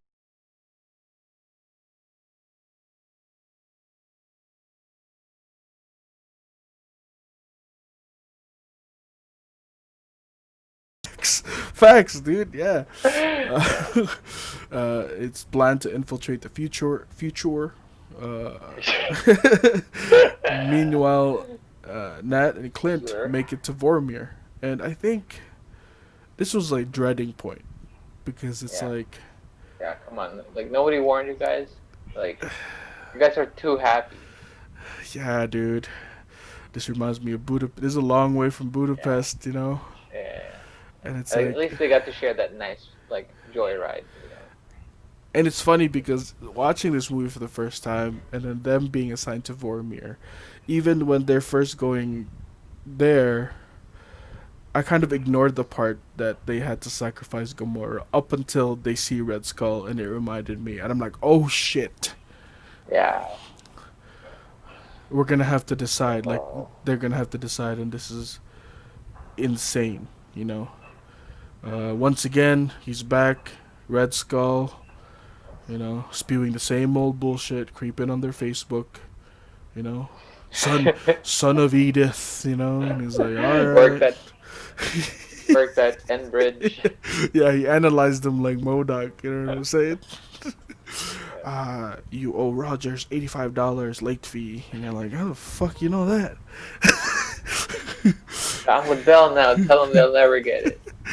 You like Married with Children? What? You watch Family Matters? You never seen Titanic? Um, yeah, none of them have met him before, but he knows everything about them and explains the process of receiving the Soul Stone. Soul for soul. Wow. You know what I'm saying? And Clint is sort of like skeptical. He's like, I didn't know he was right, Fucking floating guy, like, how do you believe him? You really believe This him? guy's bullshit. Insane. Yeah, and then that's like, why would he, bro? This is all he does. You think he does this just to like finesse people? Like, what does he gain out of it? Nothing. He's like, haha, at the end, like, you kill your friend. Psych! It's actually my back pocket. Here you go. Too bad about your friend. But yeah, Clint and Nat fight over who goes but and it's dark because they have this like sentimental moment where it seems like they both agree and they both know who should go, but they're Yeah. both thinking of different people. I don't know. He's like, yep, well, yeah, this is goodbye, I guess. Yeah, I it's like, guess yeah, so. it's like, it's like, yeah, like you thinking you're going right. It's like, damn right I am, and it's like Yeah, both of them have reasons, yeah, Clint says that I don't know if I can live with who I've become, being this like crazy murderer that's went on a rampage for 5 years because of the loss of his family. And that is like, why would you? You know, your family. This is for the family that you're fighting for, to have them back and not having you here with them defeats the purpose of a lot of things. And Nat wants to give back to the family that saved her from a bad life. Yeah, jeez. Um, but it also shows you the different dynamics of love. Of true love. Thanos sacrificing his daughter. The true love was there, but it was in a much more darker sense. And Yeah, it's evil. this one it's like sacrificing yourself for that person and then fighting over who gets to sacrifice themselves, which is Nuts. I don't know. What do you think if Clint was the one who went? Oh, I don't know.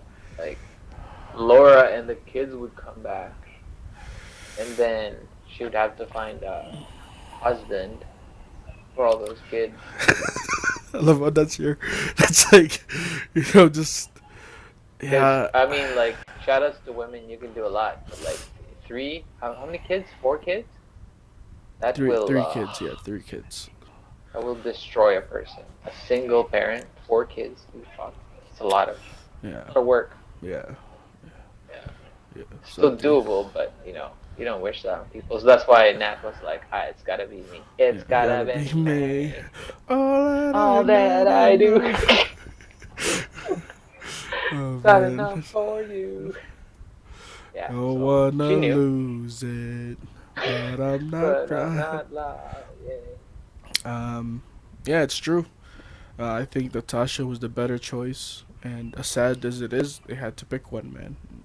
Yeah. Sad that we had to lose Natasha in the MCU world, but I've heard some rumors that her sister and the white one might be the one taking over. I don't know. We'll see. A lot of people saying that she died too, so I don't know who's right. Thanks. I gotta see that movie. Anyways, the team gets back, but Clint gets back and he's already kneeling down, and Hulk is like, "Where's Nat? Clint, where's Nat? Like, what the fuck do you think Nat is, man?" Oh my god. You know what I'm saying? She's gone. She's dead. The original team, Already dead. the 5 people that are left, talk by the water about Natasha, and they each display the stages of grief. Tony asks for family members. That's acceptance and moving on. On asking if she had a family, which is ultimately the type of fear that Tony has too about when he dies. About taking care of Morgan and Pepper after he's gone. Hulk throws a bench into the water. That's anger. Thor is denial. He's like, no, she can't. We'll snap her back. It's fine. He's in denial. Clint is bargaining. He's like, it should have been me. He's bargaining his own life for her. And Cap is just sad, man. He's just crying. These are the 5 stages of grief that they all portrayed to get over Natasha. Yeah. I didn't know that was like that. Yeah, this was my 3rd screening. Was this, and there was also a lot of Kush by that time. So. Fair. That's fair. Yeah. Anyways, they go back into the lab, and Tony creates his own gauntlet. The team assembles the stones to bring everybody back, and they all circle around in the lab, and they try to choose who snaps. And Thor instantly volunteers with an overbearing guilt from the last movie and says, "I'm the strongest Avenger. I should do it." Do you know what's coursing to my veins right now? Cheetos, Cheese Whiz, lightning. That's what's going through my veins right now. But no. Okay. Hulk once again triumphs over as the strongest Avenger over Thor, and says, "It's like as if I was made for this."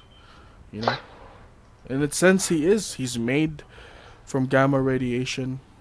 Yep. Um, Makes and sense. physically, he's the only one that makes sense that can withstand the power of the snap and to even wield the gauntlet. And a lot of people, he makes a good point where he says, uh, I was made for this. I'm not just talking about Hulk, guys. I'm talking about Professor Hulk. Because Yeah. in order to execute the snap, you have to have a Oh smart yeah. mind. You can't have And everyone turns into like a Hulk, like and everyone's yeah, screaming. everyone. The Hulk. I don't even know what the Hulk's real like. Everyone's gonna turn into enemies that he wants to pulverize, because Yeah. that's what Hulk. It This is had it. lit. It had to be Professor Hulk. He Yeah. had to had the body to withstand it and the mind to fulfill the wish, which is Smart. fucking crazy. Yeah. It's like he was made for this. The Yeah, screenwriters are like, yeah. yes. I guess you could say that he's fulfilling his destiny with this snap. Yeah, Ooh, guys, destiny. the destiny fulfilled. My God. Anyways, Tony activates Darn. barn door protocol, which pretty much seals up all the windows. You know, like a nuclear Like a bunker, shield. like Yeah, the bunker bunker. like bunker like protection across the Avengers facility. He even puts up the shield, trying to make sure that they don't really know what's gonna happen with the snap, if it malfunctions and explode or not. He's Um, blocking with the shield. yeah, He's gonna block. he's holding back Yeah. already. Banner puts on the glove and screams in pain. Instantly goes into the sweats, and Thor says, take it off, take it off." But Steve's like, "No, no, no, no, no." Steve would Yeah. know a lot about holding on, Yeah. even though he's Yeah. He Spain. knows. No, I can take it. You can't take it. You know what I mean? Yeah. It's Um, godlike. Hulk puts up his arm, says, "I'm okay, I'm okay," and fucking snaps his fingers and fucking instantly collapses. Now, Yeah. much like how Thanos snapped his finger, some people also speculate, did Banner go into the Soul World after snapping his fingers here? Yeah. Who do you see? I, Who would he have saw? I think it's her. I think he saw her. Nat? I think it's Nat. Yeah, yeah, Was crazy. yeah. I think it's Nat. We need that. We need That's that deleted scene. yeah, Or what if that's the Black Widow deleted scene? yeah. That would be. Because at the end, even Banner was like, "I tried to get her back, Cap. I Yeah, yeah. tried to." That would be godlike if that was a deleted Yeah. scene. Let us know, you guys. Who do you think she saw? Was it Betty Ross? Was it Thunderbolt Ross? You see Thunderbolt? The orange Hulk. You see Thunderbolt Ross in the fucking Soul World. It's like, why the fuck are you here? You fucked my The daughter, you Avengers jackass.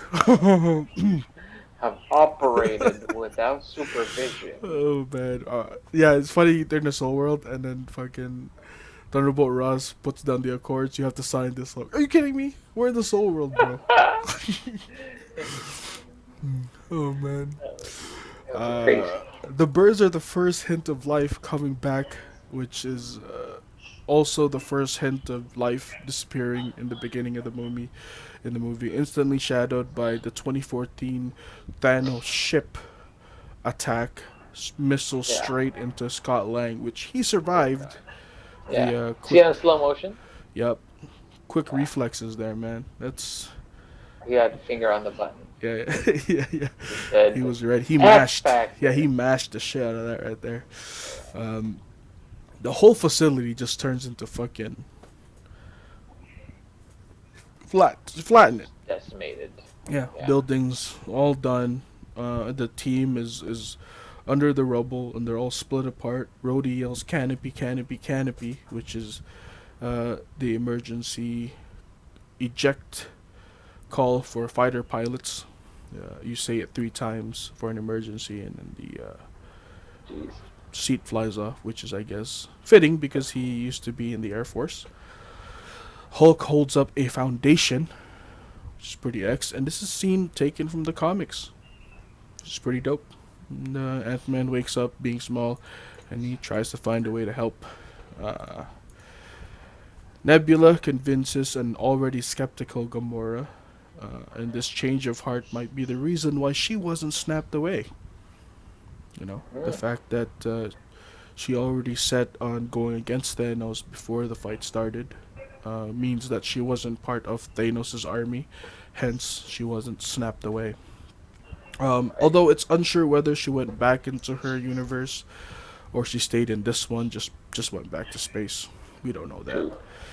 Um, Nebula finally accepts the hand uh, that Gamora extends, which we see her slap away in the beginning, but obviously that was the other Nebula, which is fitting. It's just nice because it's like, Nebula sort of got the sister back that she lost, but then again, it's not the same sister, which is kind of shitty. Whatever.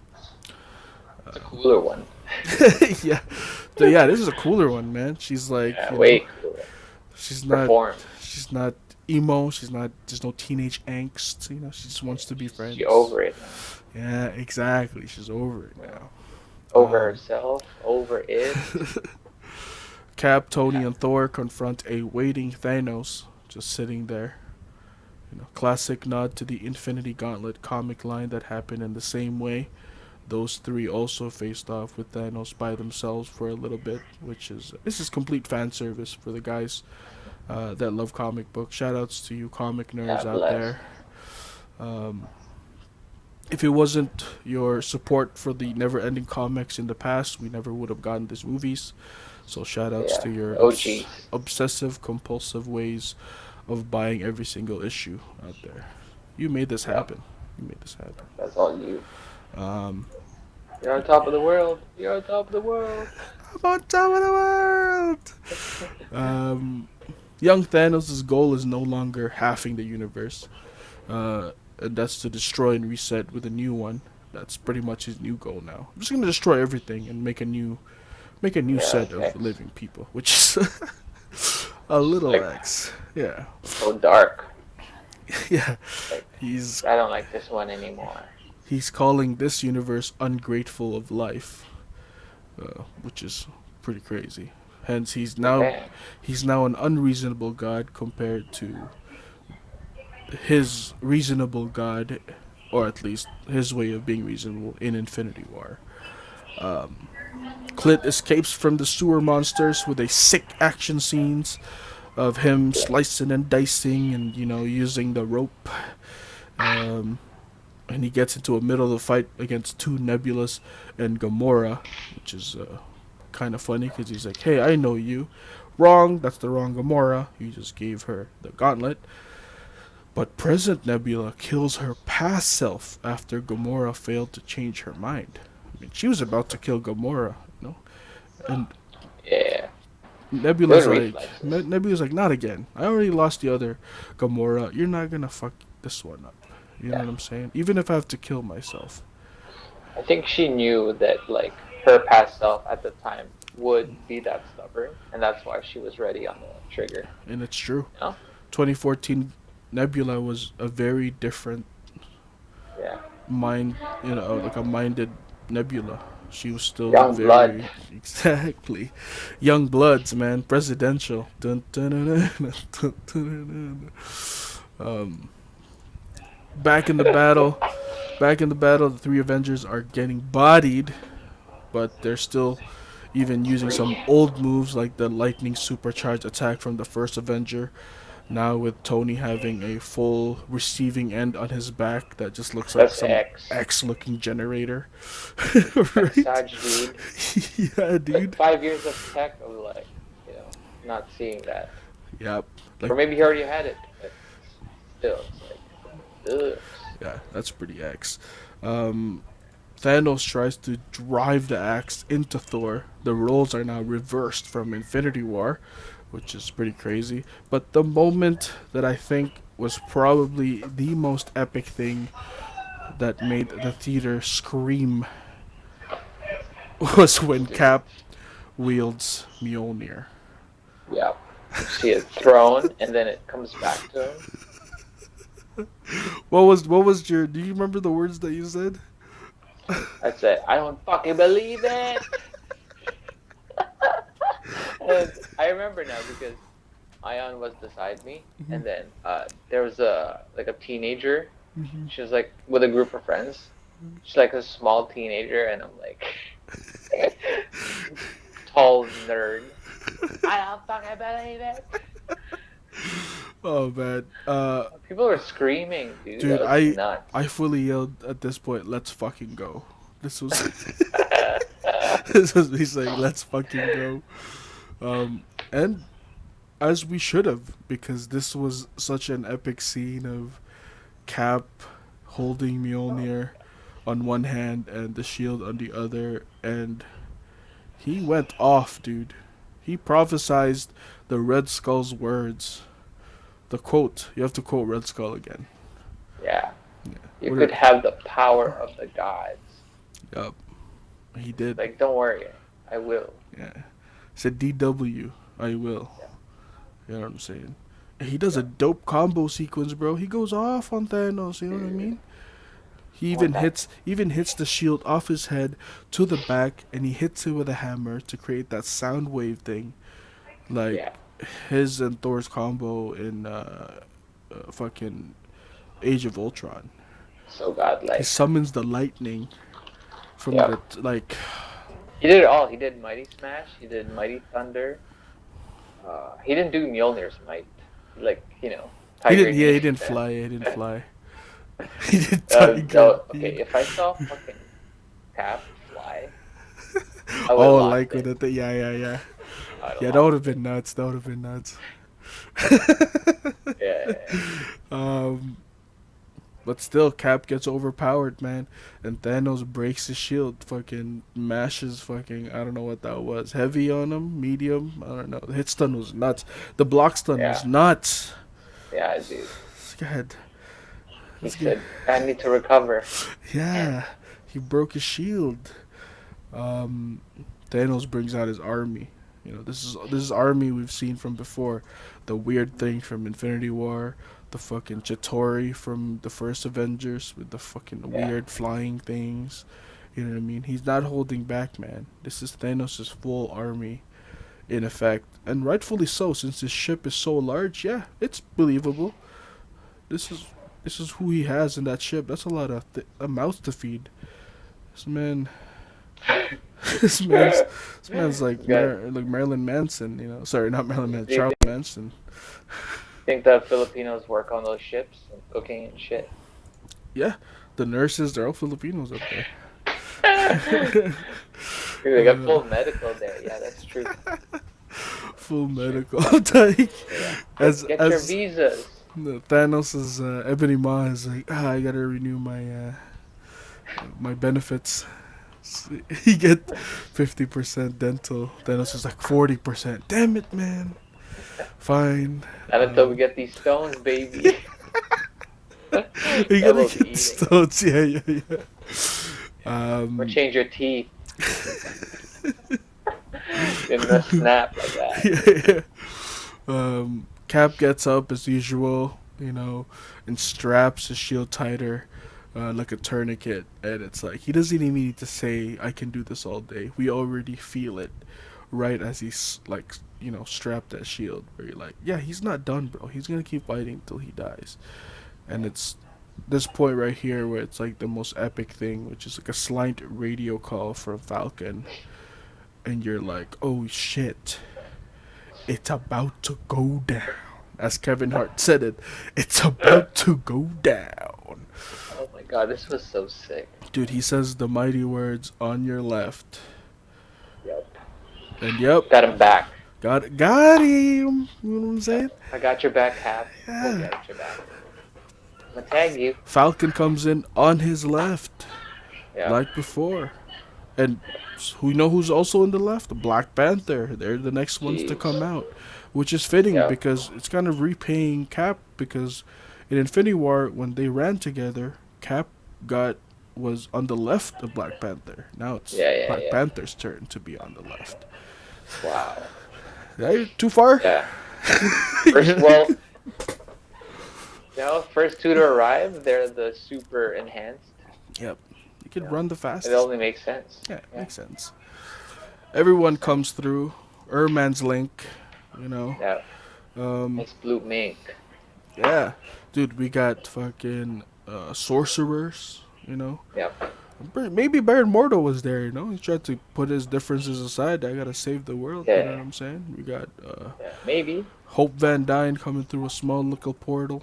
We got the Yep. Ravagers coming through with their spaceships. We got So godlike. obviously the Guardians coming in. We got, you know, Wakanda Yeah. soldiers As coming in. guardians, we have as guardians Yup, we too. got us Valkyries that I guess that were Yeah. left over. We got Core, we got Meeks. Dude, literally every single person that has showed Yeah. face Howard the Duck in the is here. MCU. Yup. Who else? Oh my god. Red Skull also Just came like through, but he didn't do anything. X. Yeah. He just He's started like, I just want to naming. watch. He just started naming everyone's parents. He didn't get done yet. That's why he was like, he's just in the battle, like, Steve, Yeah, yeah, son yeah. of a bitch. Language. Oh, look at Tony, son of Howard. What a bitch. He's the But commentator. this culmination of all the heroes and Cap saying the words that we've all been literally been waiting for since the first Avengers, and he says Oh my it god. in the most like steadfast and confident and menacing badass way possible of not God. even yelling it. It's just a symbol, you know. Yeah. Oh my god. And Can't fucking believe they made billions of dollars like from this. yup.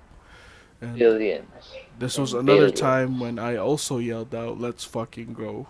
again. Because how can you not? They all rush into battle. Probably Yeah, the best looking running sequence to a battle I've ever ever. seen. Yeah, Lord of the Rings, it was nice, but nah, Lord of the they Rings got didn't have Spider Man yeah, swinging off fucking Ant Man's hand. They didn't have fucking Rhodey, Captain yeah, Marvel, Iron Man, fucking Pepper Potts yeah. flying In rescue, oh my in god, rescue. Yup. Towards they didn't have Wakandans fucking just straight up sprinting towards battle. Like yeah. this is the Nothing next like level. this. Yeah. Yeah, This is next level. We see Ant Man punching the shit out of those flying things. it was Hell yeah, godlike. bro. Yeah, godlike, bro. I Oh my felt that. god. Ooh, Um, and this was like, left hook. in the first Avengers when they do that panning shot and kind of give you a glimpse of everyone's fucking abilities and powers. This Yeah, was pretty much it, but on a fucking global scale yeah, of yeah. everybody. Memorable ones like Tony and Pepper, dude. Come on, Like back to so back. powerful. Yeah, dude. And you're like, how does Pepper know how to fight? Yo, she knows how to fight, man. You know what I'm saying? Come on, She killed she had Killian. systemic. Yeah, Yeah, you know what I mean? see that? You don't remember that? She was invincible Yeah. at one She point. said that was really violent. Yeah, You know what I'm saying? that was her taunt button. That was really violent. Shout outs to It's Rescue. my taunt button. We got Drax stabbing the fucking obsidian in the back a million times like Yeah, he did in the Guardians 2. We got Thor and Cap exchanging weapons. No, no, no. You get the smaller one, which is just a hilarious thing because like so this is reminiscent of their action shot in the first Avengers of Cap getting the shield back, yeah, but it was Mjolnir and Stormbreaker. Oh my god. Spider-Man stopping Obsidian, fighting and then you know finding Tony again, just like Infinity War. Obsidian was about to hit Tony, right, and he like stopped him again, just like Infinity War. Hey kid, hey Mr. Stark. um, and an unexpected hug, you know, and for yeah. for That's nice. for This feels Pete nice. for Peter, his last memory was just 2 seconds ago. He was turning into dust because we learned that in his explanation that he doesn't really feel the time jumping. To him, it was just a blink I exist. I Yeah. didn't exist. Now I exist again. You know. Yeah. That's I a woke up and he said, "Yo, it's been 5 years." Okay. and we gotta go help him, man. Wow, bro. Just say nothing. We gotta go. Yeah, and Yeah, like, that's cool. um, it was nice to see Tony give him that hug because it's like a callback to Homecoming, where Tony said we're not on that level yet, but I guess now they are. Yes, they are. Um, we get a funny reunion between Quill and 2014 Gamora, with Nebula explaining to her who he is. You know, she kicked them in the balls. Um, the first one you got them, you missed You both missed of them. them. Yeah, and And then the the second second time you one got them both. you got them both. Yeah. Which is maybe a slight little peek into the future that this Gamora might be the Gamora moving forward in this Yeah, um, MCU. totally. Totally. Um, it's kind of sad, but at the same time, it's better than nothing. Yeah. Um, No Guardians 2 for tomorrow. That's okay. yep. As for the stones, to get them away from Thanos, they said we need to get them back into the past. So they plan to use Scott's van because that wasn't the only time machine we got. Da da da da da da da da da da. The classic horn comes again, which is amazing to hear in an Avengers movie. Since we've only heard that in Ant-Man movies, Yeah, that's true. That's true. right? Where it's like That's that's funny. such a dumb thing, and Cap's like, "Does anyone see a big ugly van, a brown ugly van?" Valkyrie's like, "Yeah, I see one." And Hope calls him Cap. They smile at each other, and this is a callback to Yee yee. You know what I'm saying? And it's nice for them to finally work together because we find out in Ant-Man and the Wasp that the Wasp was actually just kind of low-key jealous that she wasn't part of the battle. She For likes sure. she likes doing this shit, you know. Um, Yeah. You don't know? I like this shit. yeah, man. You didn't know? You didn't read? You didn't tell me? Thanks for the invite. That's what she said. Ghosted. Yeah, she Yeah. got ghosted. Yeah, she got FOMO on that one. Yeah. Tony asks Doctor Strange if this is the timeline. Is this it? Is this the one? So Strange says, "Shut the fuck up, bro. If I tell you that, it won't happen. Don't you Stop understand?" asking. Tony's like, "Fine." T'Challa calls Hawkeye Clint. This is a callback to Civil War. Um, when he said, "I don't care," and they I don't think passed. we met. I'm Clint. I don't care. And they passed the glove like a game of football. Cool. It's Uh, football. we also get to see an activated instant kill mode, which is pretty crazy from Peter Parker. Yeah. Just imagine if Good he. thing it's on, like, not people. That's He did on people. what I was gonna say. Imagine if he accidentally did that, in his Homecoming movie, and Yeah. a lot of people In did. his sleep. Yeah. Aunt May. Anyways, Oh shit. Oh, come uh, on. Scarlet Witch comes through and shows off her Omega level mutant powers and almost brings Thanos down, which is like That was fucking free. crazy.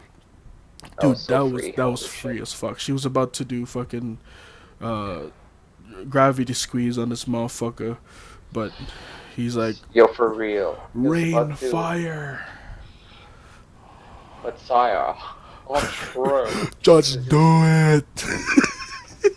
Just do it. The Oh, Shia man. LaBeouf on him. Yeah, That's crazy. just do it.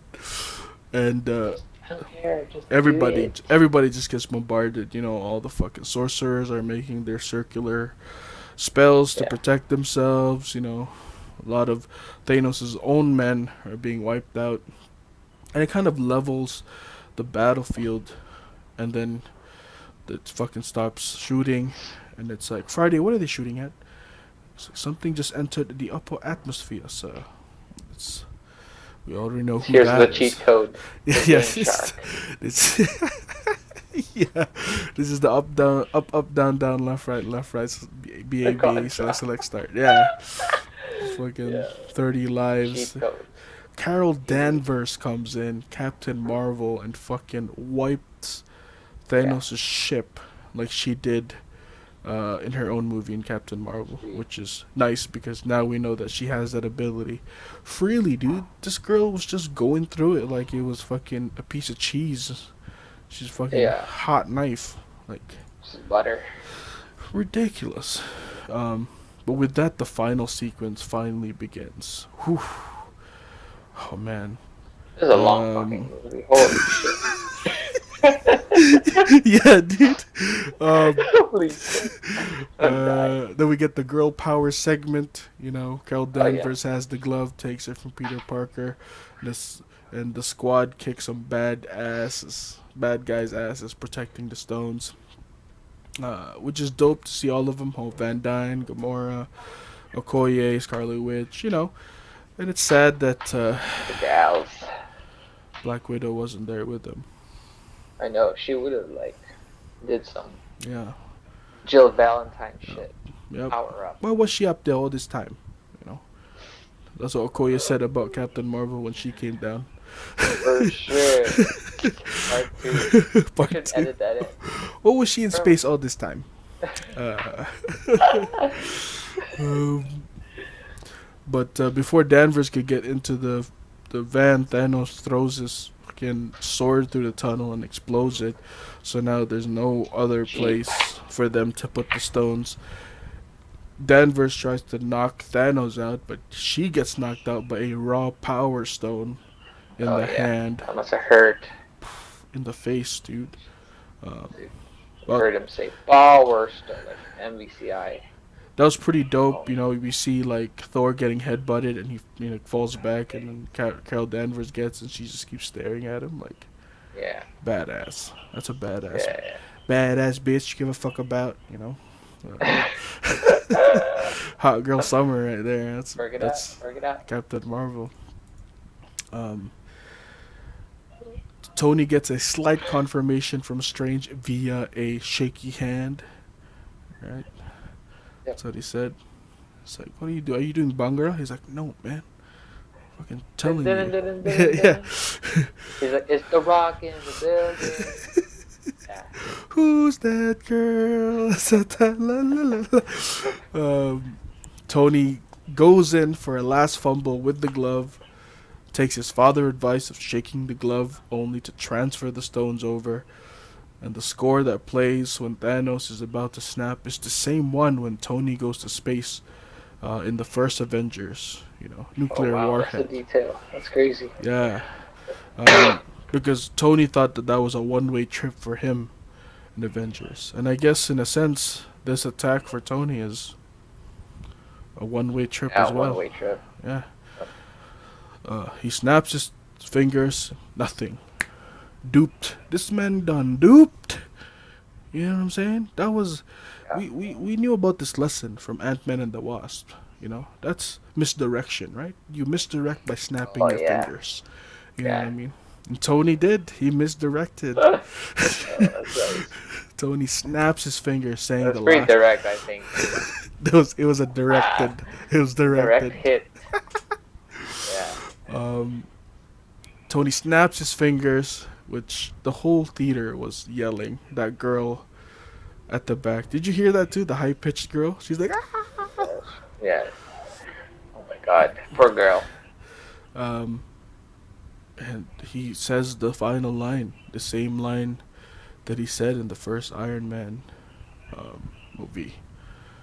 It's simple, you know. What do you reply? I am inevitable with.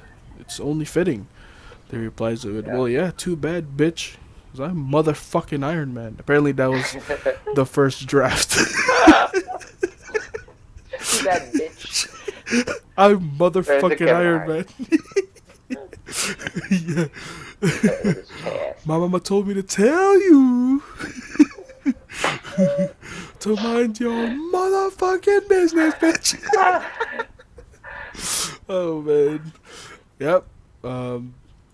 There's also a deleted scene. I'm pretty sure you know about this, about who Tony meets in the Soul Stone after snapping his fingers, and it is a older Morgan Stark. Apparently, the directors chose to take it out because it didn't really get good feedback from the test screenings, which I can see why. Makes sense. Yeah, you Makes know, sense to me. yeah, I can't really sympathize with a person that's like, it just wouldn't hit that well. So who the fuck is this? Oh, you're Morgan Stark. Okay, okay.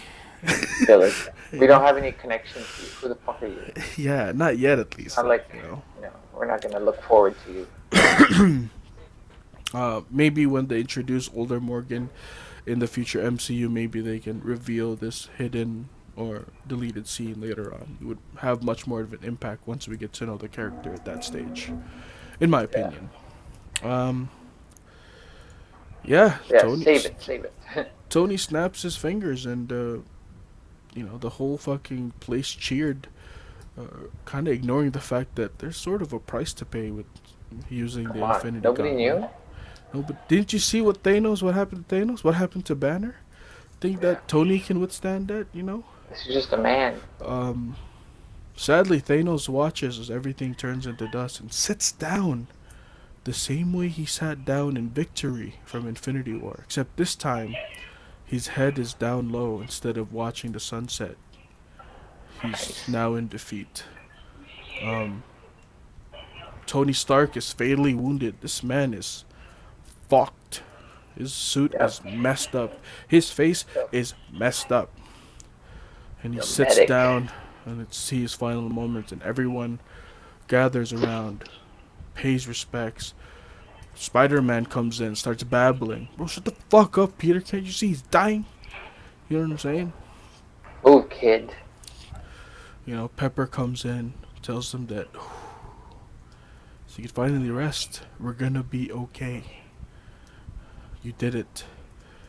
And it's Damn. and it's nice that they didn't give Tony any lines in this. Yeah. Because I feel like if they did give him lines, it would be something quirky, it would be something Yeah. sarcastic, and I think that would have ruined a lot of the mood. And Really corn it up. I'm glad that he was just staring at everyone before his final moments of. And I remember in the theater, man, I was like, oh shit. That was crazy. I was Yeah, choked up. yeah. I was like, oh my Choked. god, this man is about to go. Yeah. And it's sad because it's like, for all these years in the MCU, Tony has been such a comforting status. You watch all the Iron Mans, you watch all the Avengers, you even watch Spider Man, Spider-Man, and yeah. and whenever Tony gets mentioned or Tony's there, you feel safe. Yeah. You feel like Peter Parker. You're like, oh, Tony's here. We're gonna be fine, Yeah, yeah. right? And like, who the fuck do we do that now? We can't even have Cap coming in. No, he's retired. Where do we feel that sense of comfort from Sam? Fuck you. He's new. He's new. Bucky used to kill people for fun. Oh my god. Who do I trust? What do you trust? Peter's just a kid. Fucking Nick Fury? We don't even know if that's you. And you only see half the picture. Ba-bam. Seriously. Oh. It's an eye joke, I guess. Fuck. Ouch. Anyways, Pepper tells him he can finally rest, and he does. He rests in peace. You know? Damn. We get to see the aftermath. Clint reunites with his family. Peter with Ned at school. Me at school. Scott Oh yeah, you got your cameo. with Cassie and Hope. T'Challa in Wakanda. You Yeah. know? And then it cuts into the hologram message left from Tony, before their mission to 2012. Yeah. Something his father did for him, with the archives. It's true. And I He probably think, has better ones. yeah, I think we're gonna see a bunch of these throughout the MCU, of Yeah, like yeah. hidden messages from Tony, or like an AI system that Tony made that he's the voice or whatever, which is pretty cool. That'd be cool. He says the line "I love you 3000," which is a callback to what Morgan said, another tear-jerking moment. Um, and the funeral is held at his backyard, near the lake, with the original arc reactor from the first Iron Man, You know, the Godlike. proof that Tony Stark has a heart. Um, and Nick Fury, everybody's there. Dude, the kid from Iron Man 3, which I had no idea was him. Yeah, who knew? Like, why would you insert? I just don't understand. Yeah, he didn't look anything like him. Yeah. Thunderbolt Ross was there. Nick Fury, everybody. Guardians, we see Drax wearing a shirt, even though we know he has sensitive nipples. He's being considerate, man. He's being considerate. Um, Yo, that's actually godlike for yeah. Drax. Thank you, Drax. Scarlet Witch and Clint talk about loss as they both lost someone they love, and it's nice to see that their friendship is still going from their times in Sokovia. It's fitting for them to support each other at a time like this. Um, Morgan hungers for cheeseburgers, which made Happy smile because Boy, gay. because that's the first thing he's heard from Tony after being found in the desert in Iron Man 1. Tony wanted a cheeseburger. Where it's like, yeah, your dad loved cheeseburgers too. I'll get all the cheeseburgers you want. Thor Lucky decides. girl. Facts. I want all the cheeseburgers. Thor decides to go with the Guardians of the Galaxy, or as he calls it, as Guardians of the Galaxy. And he places Valkyrie as the King of Asgard. Nice. He said Queen of Asgard, but she says no, I'll take Queen. I have to find my own queen, which is a badass Valkyrie Let's go, statement. Valkyrie. Yeah, I'm really excited. Her role in the future of the MCU. The same goes for, obviously Korg and Meeks and whatever the other Asgardians that's there. Because Yeah. all of Thor's friends are dead. Like, who's other famous Asgardians? Like, nobody. Well, yeah. All of that stupid five. Yeah, they're all And, dead. Chinese guy's dead. French guy's dead. Yeah. Big guy's dead. Yeah. Fucking, what's his name? The Hagrid. so what's his name? The black guy. Hermes. Oh, Heimdall. Heimdall's dead. Loki's dead. All the fucking Asgardians we know are dead. Only Valkyrie's left. No new friends. Yeah. New friends. No new friends. No new friends. And so we might get to see Thor hang out with the Guardians in the next Guardians movie. We'll see. Cap goes back to return the stones, and Hulk mentions trying to bring Nat back but couldn't. I guess this is a clue that he might have saw her in the Soul Stone. Bucky says goodbye, which is a hint that Cap's really not coming back from this, because he'll be back in a minute. So why is he saying goodbye? Shoutouts to the "Don't do anything stupid until I get back." How can I? You're taking all the stupid with you. Just like two old friends bickering, It's like saying exage, when we're 40. We say exage, and you're like, X. You're like, X. X. Or like, people are around and you're not allowed to talk. You're like... That's probably like the eulogy right there, where it's like, how was your reaction when you found out he passed away? Well, I said X.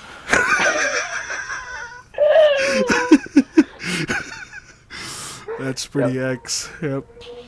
First thing I thought of was like... Anyways,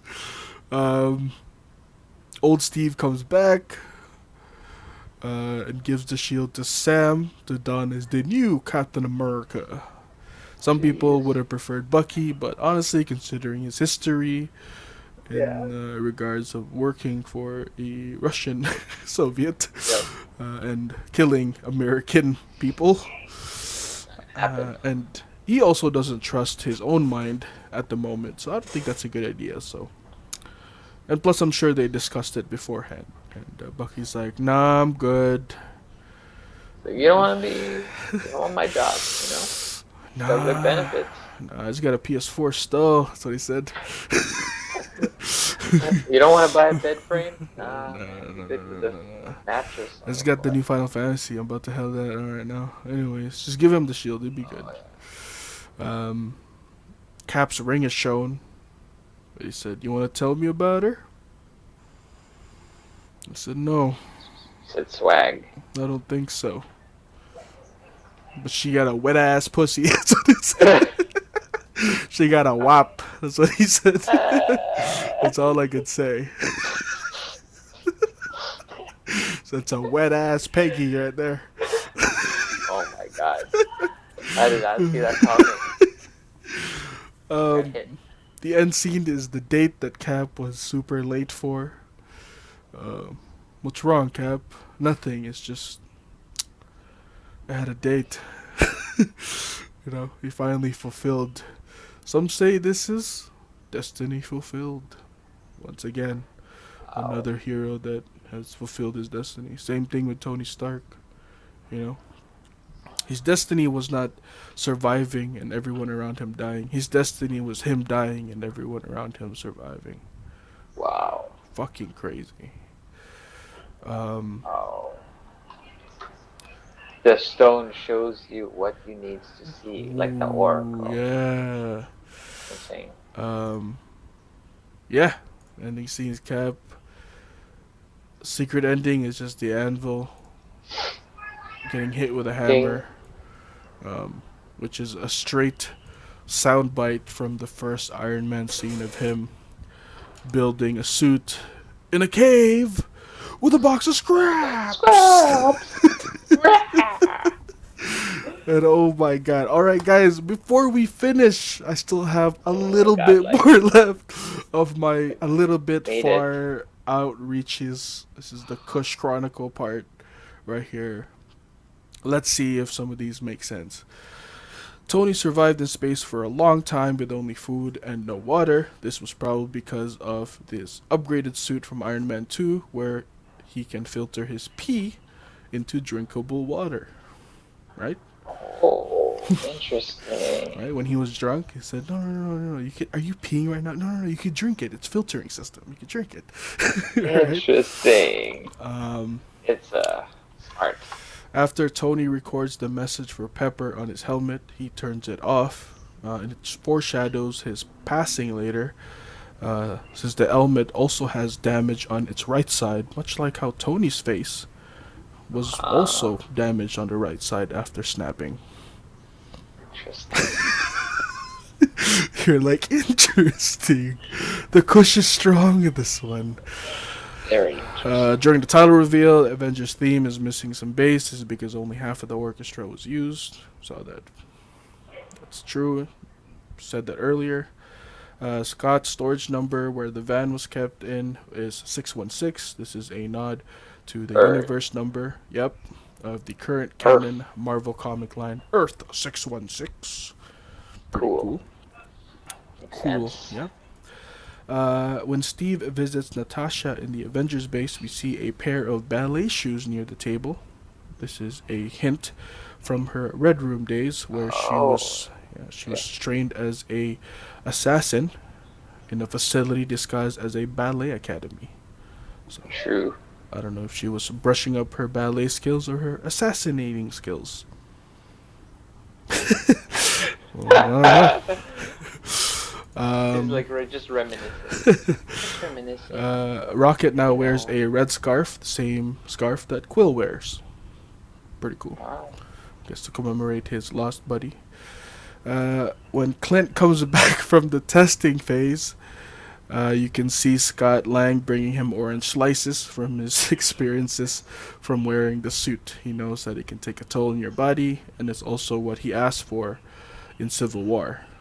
Does anyone have any orange slices? So he knows Clint's coming back. You literally see him at the back with orange slices, which is just hilarious. Nice. Clint was also clinging to his son's baseball glove after the test run. Ironic, since the mission itself is trying to form their own glove.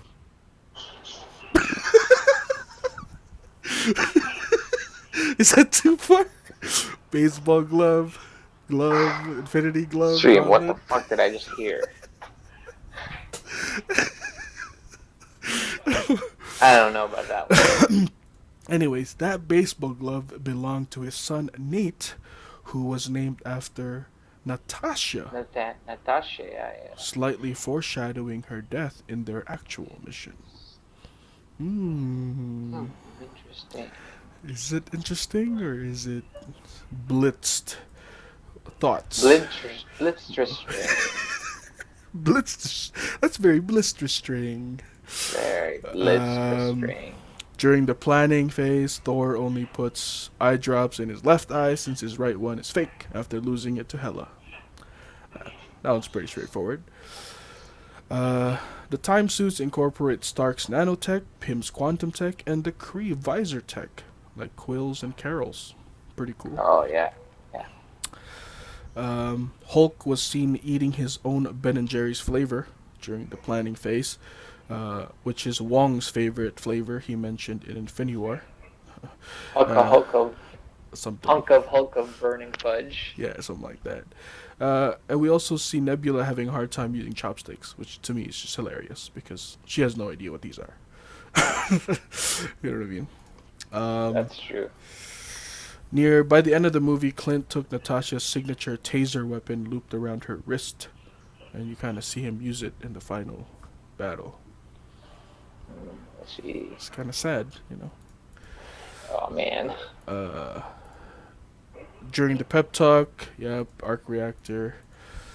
Cap distracts himself when he fought himself by saying Bucky's alive because that's what Rumlow did to him in Civil War to distract him so that he can punch him in the face.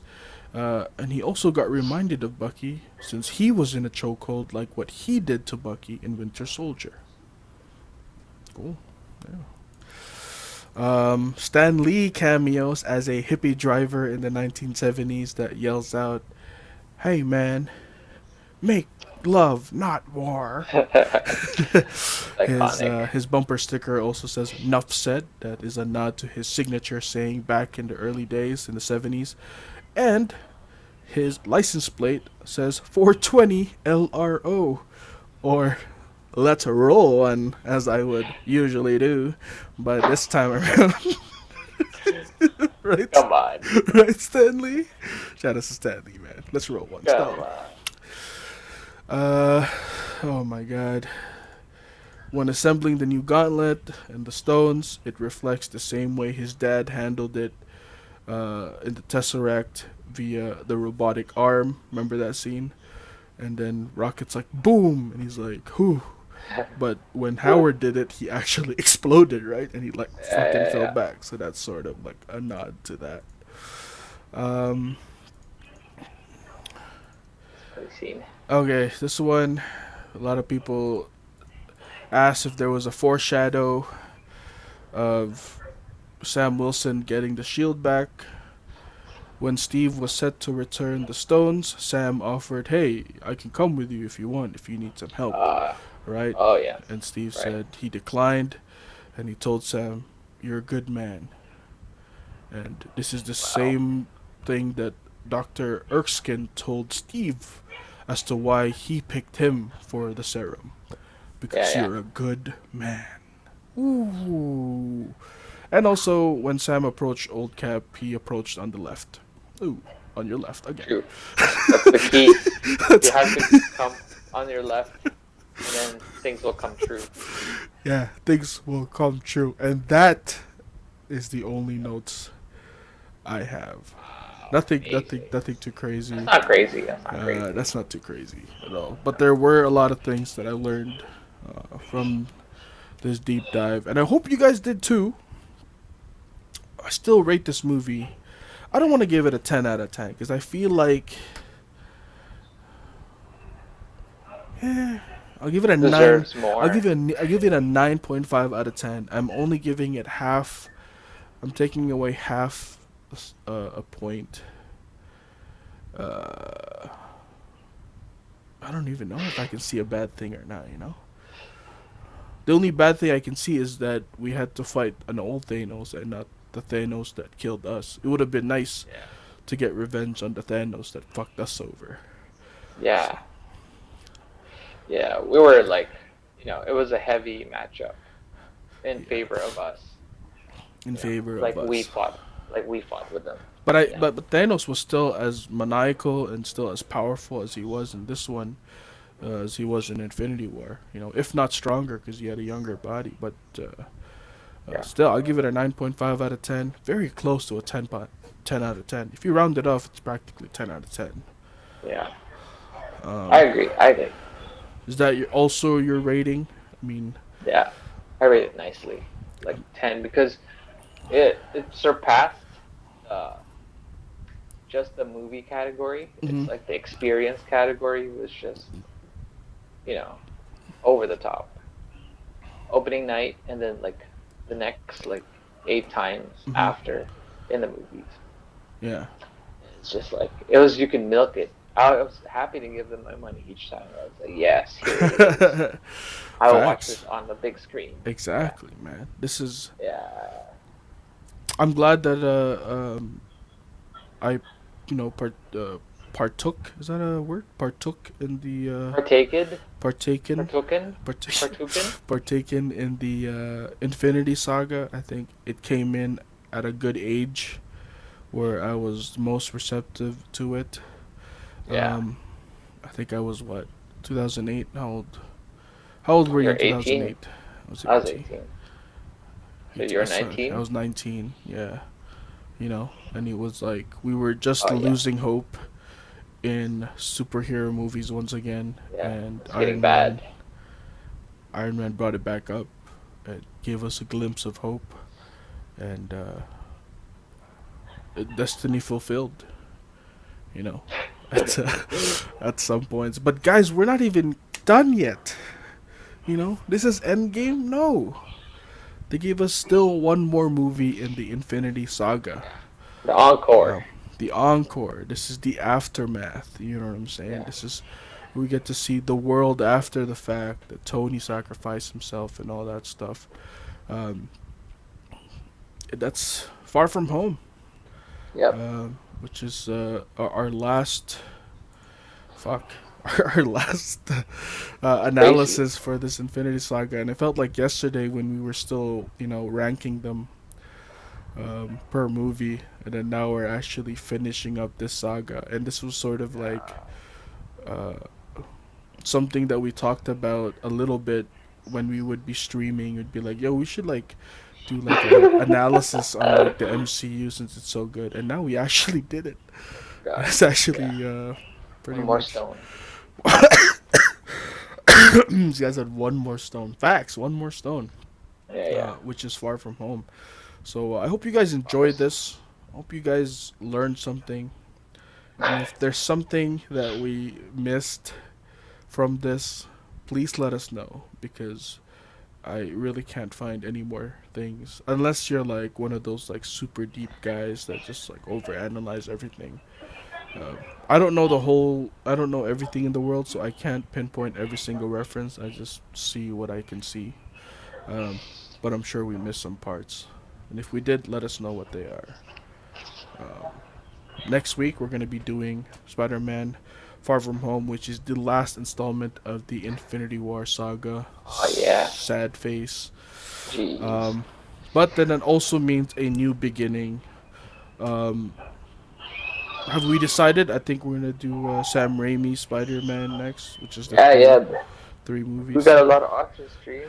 Yeah, we have a lot of options. If there's somebody out there that might want to see something else, let us know. But right now, we're pretty set on Sam Raimi's Spider-Man trilogy.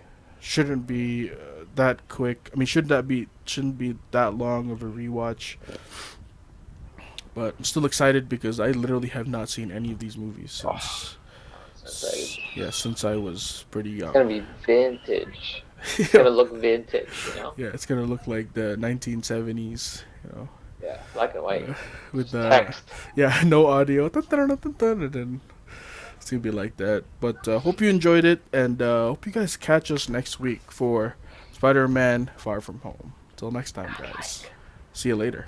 Peace out. Oh my God.